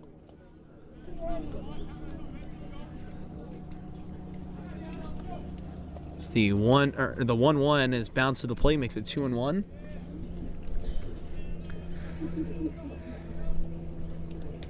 These are always the most fun games, these close games that you can have some late inning drama, as the 2-1 is inside for a strike, makes it 2-2. Although I will say the icy winter air is starting to show its teeth a little bit. It's starting to get a little chilly, starting to get a little breezy as the sun is heading down here at Ohlone College. 4:16 p.m. We are 2 hours, 12 minutes, and 14 seconds into this game as Mays fouls this one off. And Nathan Wood got the worst of it as it was fouled back and hit him right in the chest, so he's going to walk it off for a bit.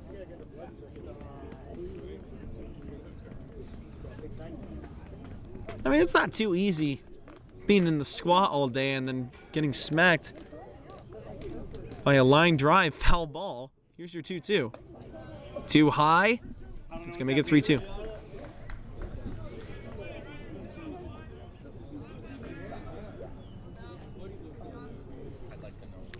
I hope you guys are still enjoying the stream so far, and I would like to thank the support as well as the civil nature of this comment section. I really appreciate it. Seems very supportive for everybody and just positive. And I mean, like, you know what? It's opening day. It's opening day here at Ohlone College. First game of the year for both teams who had fantastic seasons last year. Here's your 3-2 from Luke to Mays. And it is low and outside, so it's a ball. And the home plate umpire, he held out his right hand.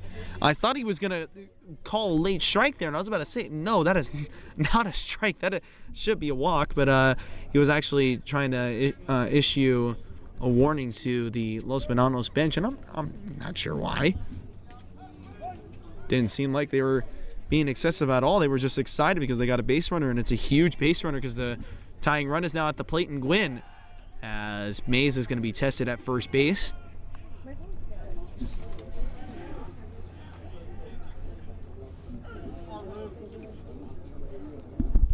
Now with the 0-0 count, Luke is going to try and test Mays again. Nothing on the pickoff play.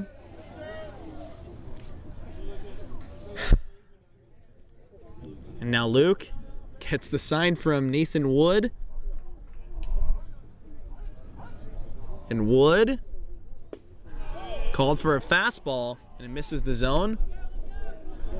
And the throw back to the pitcher from Nathan Wood was over the head of Luke, but nothing coming of it.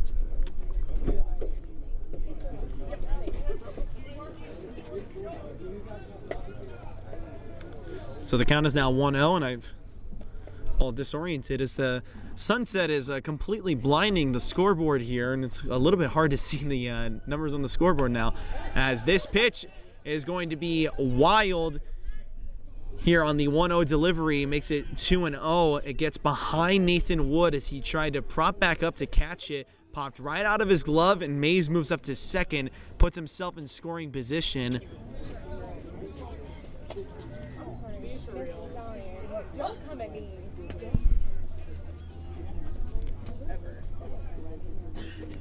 So now the count is 2-0. Luke checking the runner at second. Mays with a decent lead. And comes back. And it was a foul tip into the glove of Nathan Wood, strike one.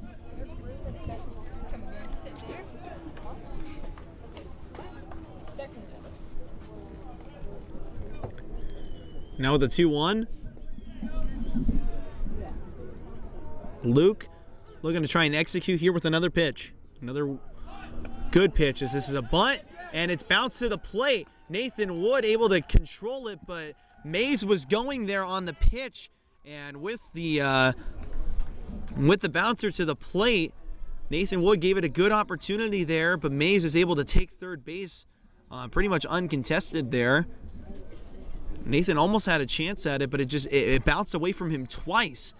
It bounced to his right, he slid to his right, and then he tried opening up his glove, and it bounced again to the left, and it bounced away from him. Here's your 3-1, and it's ball 4.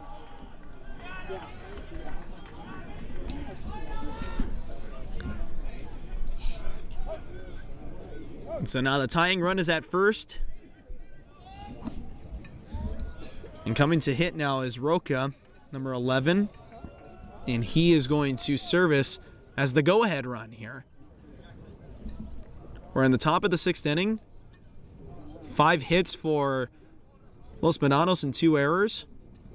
For the Renegades, I'm not even going to try and read that. I believe it is 7 hits for the Renegades and 7 runs off of, or 1 error committed rather.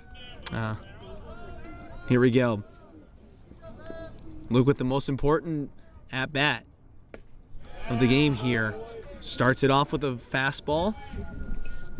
Low and inside for a strike.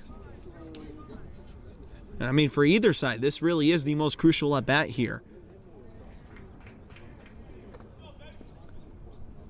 With none out and runners at the corners, Los Medanos can break this game wide open. And this is hit deep out to center field. Nino going back. It's going to be over his head, and it's going to bounce over the wall for a ground rule double. And that really plays to a detriment now to Los Medanos, as they were going to tie the game there on that play. But only one run is going to score on the ground rule double, and so the ground rule double comes back and kind of ruins a run for the Renegades, and then now ruins a run for the Mustangs. And Coach Curran is going to come out to the mound, and that's going to do it for Luke, as he's going to take the ball from Luke here. He did a great job coming out of the pen. That'll do it for his afternoon, though. We'll have a new pitcher for you in just a minute after this break. 30 seconds. 7-6. Renegades lead. Jordan knows he shouldn't eat this entire bowl of nachos, but tonight he's earned that right, because a few hours ago in the middle of happy hour, he recognized a sign. Not from the gods or a bolt of lightning, but from a double heart, a kissy face, and a fourth ha in ha ha ha. That's when Jordan knew he was buzzed. So when it was time to go, he got a ride home instead of driving. Be a legend like Jordan. Recognize your buzzed warning signs and get a ride home. Buzz driving is drunk driving.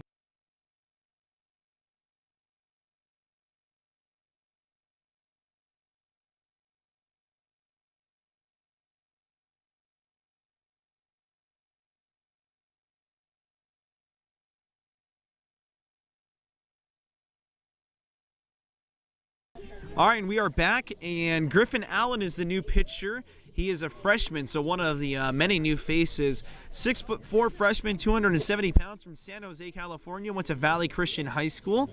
And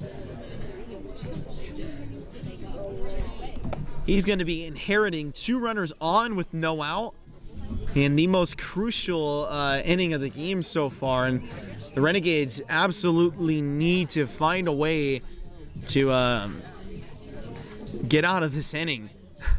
Like now. As Los Medanos not only in a position here to tie the game, in a position to break this game wide open, as it's been so tight throughout this entire game so far. And these 2 runs would be absolutely huge for Los Medanos. And I mean, again, it's just, not very much of a power approach from either lineup. It's just both lineups really doing a good job running the bases, forcing the pitchers to throw strikes, and really having great approaches to get on base with a lot of walks. Both teams with just as many hits as they do runs.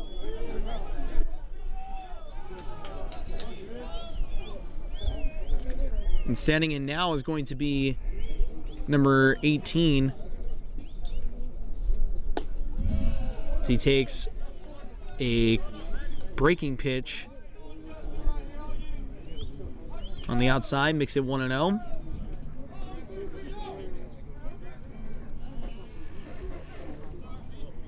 I believe this is Ryan Pierce. Yes, it is. Ryan Pierce on the ground to the right side and fouled off. And this is the ideal situation if you are Los Medanos. You got the one guy that absolutely crushed Ohlone College pitching last season in the 3-game set in the Super Regional Playoff Series. Up here in the most crucial at bat in the game, you need him to crush something. You need him to find a gap or even put one over the wall. Here's your 1-1. It's fouled off. That had some velocity on it. On the foul off back to the screen, makes it 2-1, or 1-2 rather.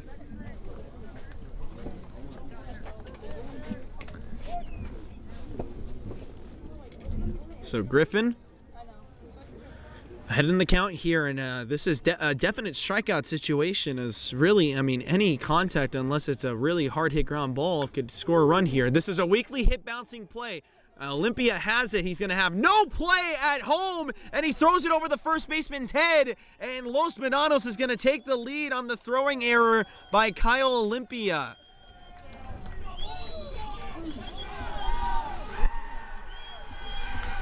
Wow. And so 2 throwing errors by the Ohlone College infield, giving up 2 runs each, and amounting to now 4 runs in total off of errors from Ohlone College, and that's your difference right there. Without those 4 runs, it's a 7-4 game right now, and with those 4 runs, Ohlone College trails by a score of 8-7. Now Allen has his first pitch lined to left field and deep, and it is off the center of the wall. Runner coming around third, and he's going to score. That is Ryan Pierce. Makes it 9-7 Los Medanos, and it's a RBI double for the Mustangs. So I didn't even have a chance to welcome Weber to the plate. He just launched one as far as he can out there, and that's a tough alley to try and hit one out. As he hit it right over by the American flag, hit it off the center of the wall, and that's about maybe give or take 380 feet. That's a shot out there. Now the Mustangs lead by 2, and there are no outs still in this inning. Here comes a bunt. It's a good bunt down the first base line.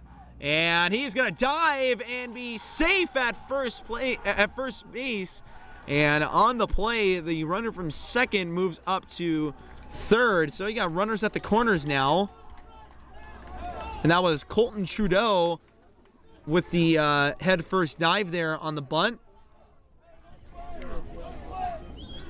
And Trudeau reminds everybody why he was a highlighted player in that 3-game series against between Ohlone College and Los Medanos, and that was a big-time play right there. And that is something that, especially in the major leagues, that's a lost art. Laying down a bunt,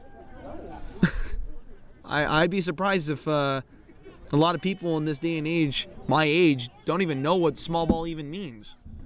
New batter's now number 5 for Los Medanos, as we are awaiting Allen to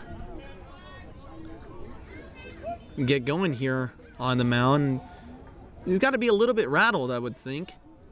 Just gave up a deep double, and now Here comes Trudeau on a steal. The throw is high, and he is safe, stealing second. And let me finish my thought there. As for Allen, you have to be thinking to yourself, yeah, I'm a little startled. Gave up a deep double that completely changed the complexion of this game, and then I got a ground ball and was thrown over my first baseman's head, and then what should have been a routine sacrifice bunt ended up being an infield single. First pitch in there, or no, sorry, that is the second pitch in their first strike, makes it 0-2. So I forgot to mention what the result of was on that pitch on the steal by Trudeau. So it's 0-2 here. Here comes to the plate. Outside, and it gets away from Nathan Wood. Both runners are going to move up 90 feet. Allen loses control of the baseball on the toss there from Nathan Wood. And if that play could have been just a little cleaner, that probably would have been an out there. However, instead, Los Medanos improves the lead 10-7. With Colton Trudeau now at second, and this inning is just blown wide open. This is exactly what the Mustangs ordered here, as the 1-2 goes on the outside corner, makes it 2-2.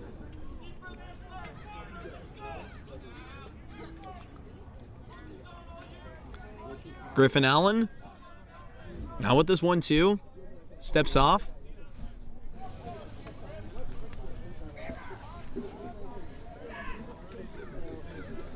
And no, that is not a misprint on the... There has been no outs recorded in this inning. This number 5 fouls this one off to the right side.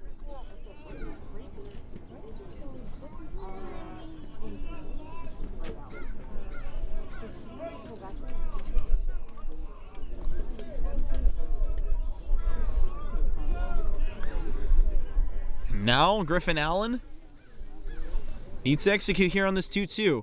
Target is set outside. Here it comes. It is fouled off to the left side.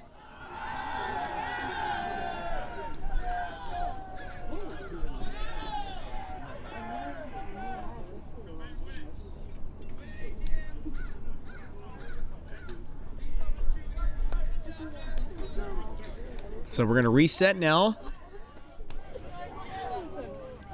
Griffin Allen needs to execute here. Here it comes. Fastball in there. Strike 3.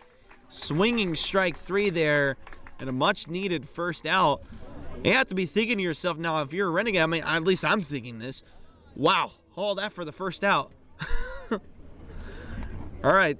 Saddle up. You got to go to work here. This is where true championship teams rise to the occasion. Los Medanos made their pitch already. As LaFell comes in, takes a bouncer to the plate. Now Ohlone College has to try and respond here as Los Medanos has played their hand. You know what? They still got some cards left too.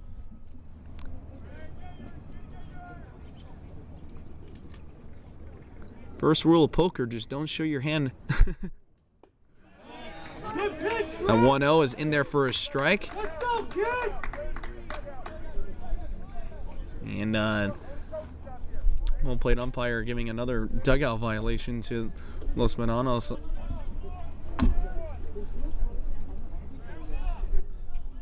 They're excited. I would be too. This is a huge inning for them. 1-1, line to left field. This is deep enough to score a run. Left fielder having trouble with it, and he loses control of it. That was Nino out there who had trouble with it. And we constantly talk about here, if you're going to play at Ohlone College in the outfield, you have to have strong eyes. I mean, the sun is setting, and it's setting right on the left fielder's face, and it's really hard to get a beat on line drives and pop flies, or anything in the air, really. And, I mean, obviously, you know, that ball sailed and sailed and sailed, and Nino couldn't quite catch up to it. And I mean, just another example here of how the Ohlone College outfield is struck again, as this pitch is lost control of by Nathan Wood on a swing and miss there. Makes it, I believe it's 1-1 now. And as Nathan lost control of it, it bounced away from him, and the runner, LaFell, was able to move up to third. It's just been an uncharacteristic defensive inning for Ohlone College. A lot of pass balls, some wild pitches, a couple of errors, and a dropped line drive. Not really something that we see too often from these guys, as the count is 0-1.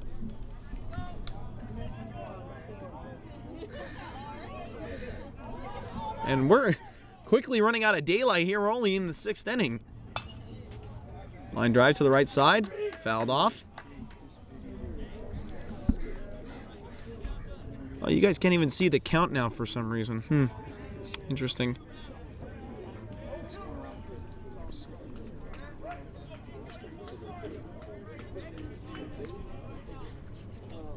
There it is. That's why I dragged the asset. 0-2. Here comes. Swing and a miss. And a drop third strike, so Nathan is going to throw it to first. Good job, Wood! And Wood does a great job there to get the second out. Let's go, Griff! Come on, Griff! And now batting is going to be Mays, as the Mustangs have batted around here in this inning. Not a sight you want to see if you're a Renegade, but if you're a Mustang, this is exactly what you want. Oh, 2-out bunt here. Olympia has it, throws it to first in time for the out, but Mays almost beat that out. What a play there by both teams, but Ohlone College able to finally stop the bleeding as they are now trailing by 4 runs. It is 11-7, Mustangs lead. We'll be back in 30 seconds.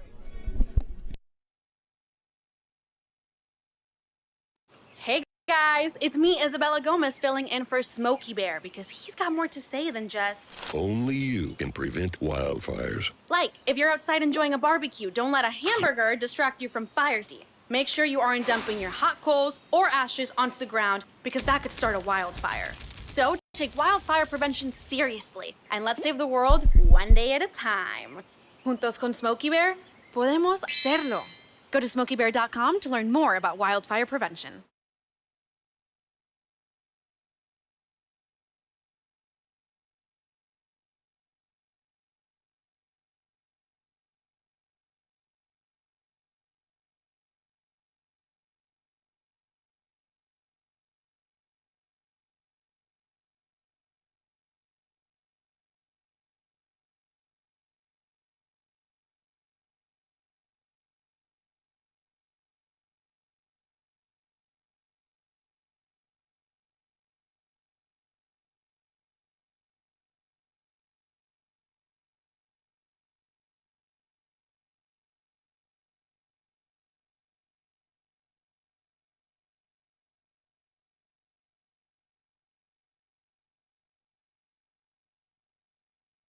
All right, and we are back here on the Ohlone College Broadcasting YouTube channel, and in front of us, we have almost everybody on the softball team. To my right is Courtney Bowden and also Julie Marshall. We got Ari, Karina, Ashley, Ish, Bella, as well as Emma over there.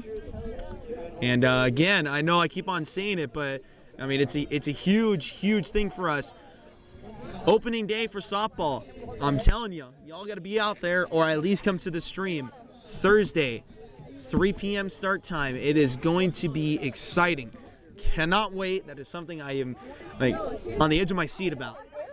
Yeah, as we are back here, Jackson Nystrom is at the plate for the Renegades. Still pitching for the Mustangs is number 21. I believe we got a name for him, right? Where was it? Jason Silva, I believe. If there's any Mustang fans listening, if you want to confirm that or not, let me know. And Silva able to battle back from that 1-0, makes it 1-1 on the swinging strike there by Nystrom. Now Nystrom awaits his 1-1 in there for a strike. That was really inside, and good pitch there.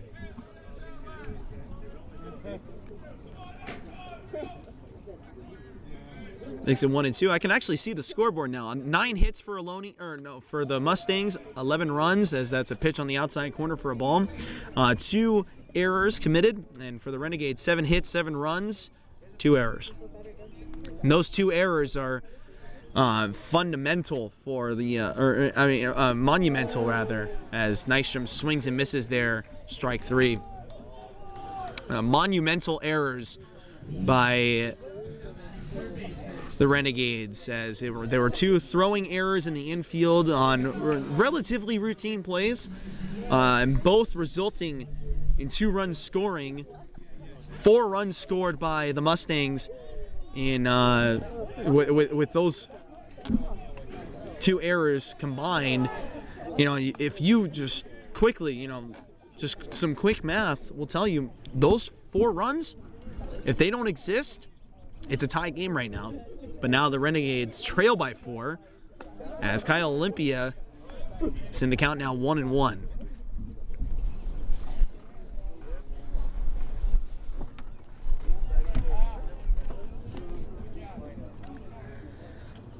And now for the 1-1, here comes. Too low. Makes it 2-1. The wind blowing out to left field. If I could get any reading on it, probably maybe about 8 miles an hour, give or take. So pretty much almost nothing. Unless Kyle can get one pretty high up in the air.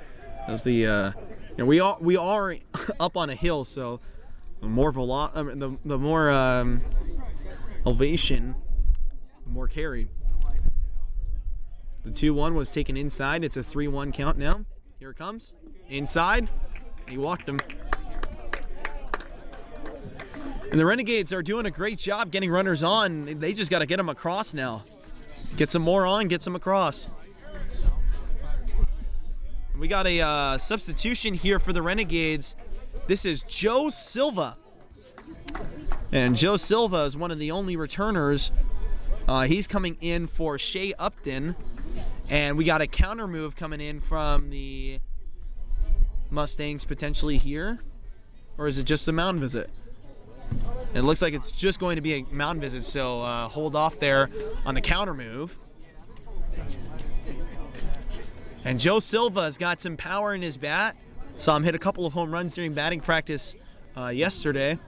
So let's see what he can do.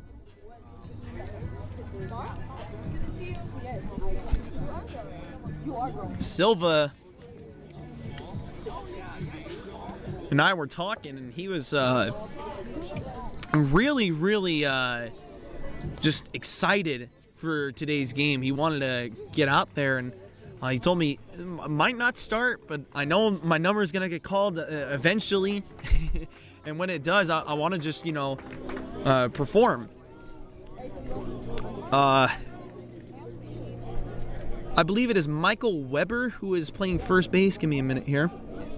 Yes, it is Michael Weber playing at first base. He's done a great job as Silva lines this one, gets a couple of oohs and ahs, as that was some good contact there, but it goes foul. So it's 0-1.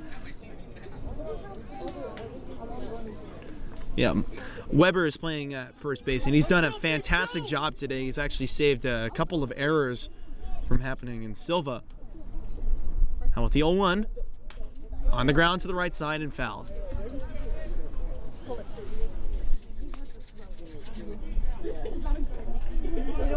On deck for the Renegades, looks like it's number 21, Emmett Finney. And that would be the first time that we would see Emmett Finney in the season. That's a bat that Ohlone College definitely wants to come up with 2 runners on at least. As Silva able to take a pitch that was well high and well outside, or inside rather. Now it's 1-2. Only 1 out.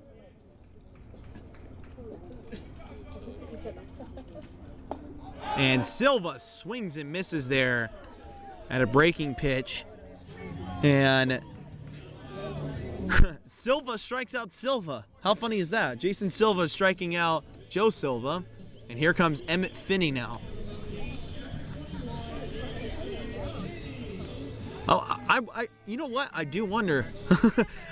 This is a big stretch, but maybe they're family members. Who knows? I don't know. Maybe Joe would have definitely told me if that was the case, but yeah, just gonna leave my endless banter to myself here. This is the moments where I miss Dan Harrington, his funny little quirky comments that he would get, and hand him a breath of or a little bottle of breath spray because we used to mess around all the time. Pitch on the outside from Silva is taken by Finney. Makes the count 1-0. And Emmett is wearing the number 21. That's one of my favorite numbers. Reminds me of a, well, not the same sport, but reminds me of Frank Gore. All-time favorite 49er right there as he takes inside for a ball. I also have a joke, too. I always tell my family whenever I'm leaving the house, I'm out of here like a Joey Bart home run. And Joey Bart wears 21, so that's cool. Thought that would be a cool little connection. As Finney fouls this one off to the right side. And, it's so funny. Everybody always says, why do you say out of here like a Joey Bart home run? Joey Bart doesn't hit home runs. And I'm like, well, yeah, he doesn't hit too many at least. But when he does, I mean, those things are launched. I would know because I caught one in the 15th row of the left field bleachers. And that was the only time I've ever seen a home run go 15 rows into the bleachers was Joey Bart. Joey Bart even hit a home run when Hunter Pence was doing a segment on me on National Baseball. As Myanthony takes on the outside corner. That was a stone cold take right there by Myanthony.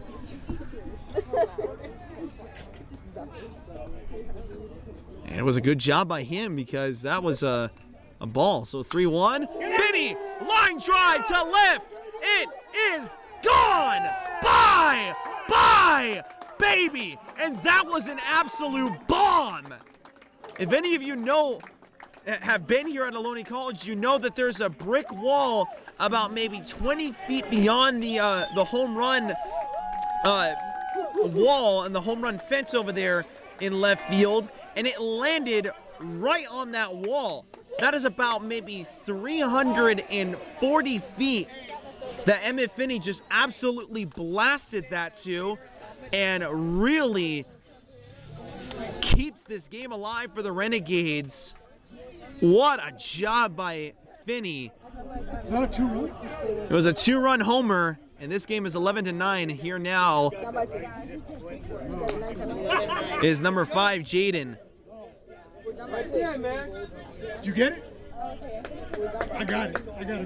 Yeah. So if you're an Ohlone College fan, let's get that bye-bye baby going in the chat. Hashtag bye-bye baby. And Jaden takes on the outside corner. I believe count is 1-1. Missed that first pitch there. It's 1-1. Thank you, Julie. Now Jaden awaits, hits this one up the middle, base hit. Not too strongly hit, but in a perfect spot for a base hit there. And now coming to the plate is going to be Nino.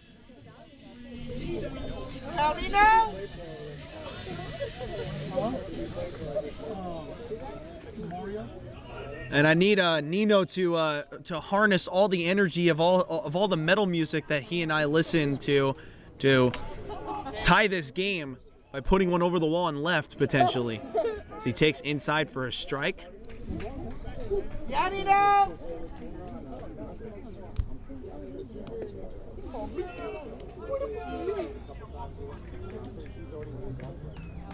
And now with the 0-1, Nino takes a fastball on the outside corner. Looked like a good pitch to get extended on, but he takes it into strike 2.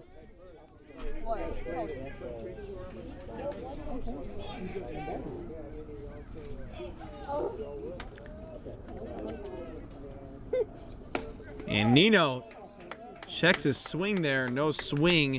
And it looks like a good spot there from Silva. Just missed the zone by just a bit there. Really good pitch though on that 0-2. So, you know, that's your classic 0-2 throwaway fastball, but he didn't quite throw it away. This is on the ground to the left side. Third baseman has it, throws it to first in time for the out. The Renegades cut into that lead that the Mustangs built for themselves. Cuts it in half. It's 11-9 off of a 2-run home run by Myanthony. We'll be back in 30 seconds. Ohlone College baseball action live on the Ohlone College Broadcasting YouTube channel. I'm Romano Galan.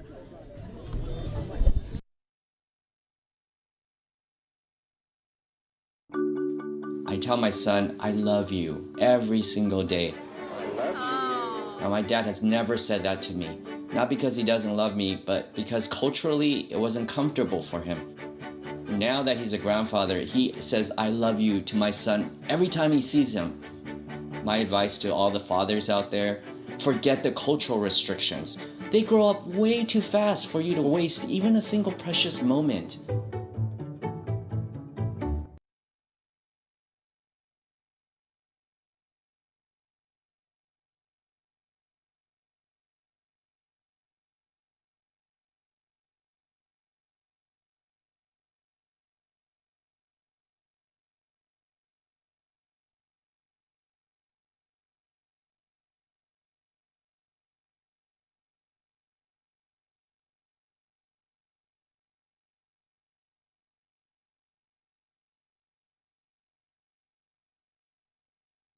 All right, and we are back here with more Ohlone College baseball action live on the Ohlone College Broadcasting YouTube channel.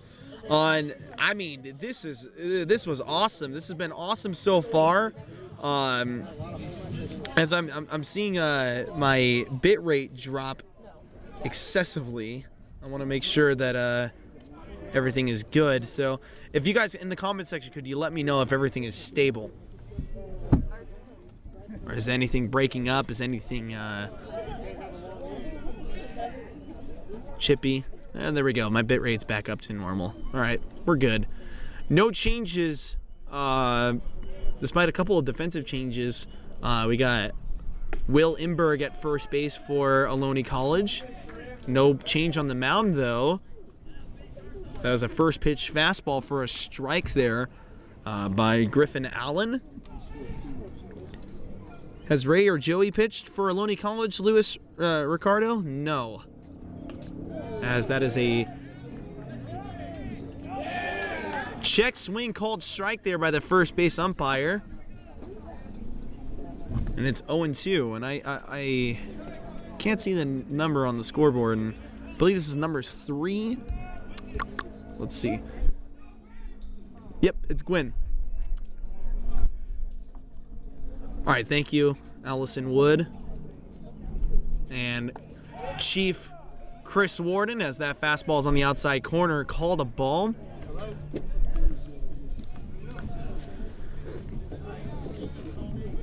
And now Allen waits the sign from Wood. The 1-2, swing and a miss, drop third, or no, not a drop third strike. And as a matter of fact, that's not even Nathan Wood catching for Ohlone College. One of the many new faces for Ohlone.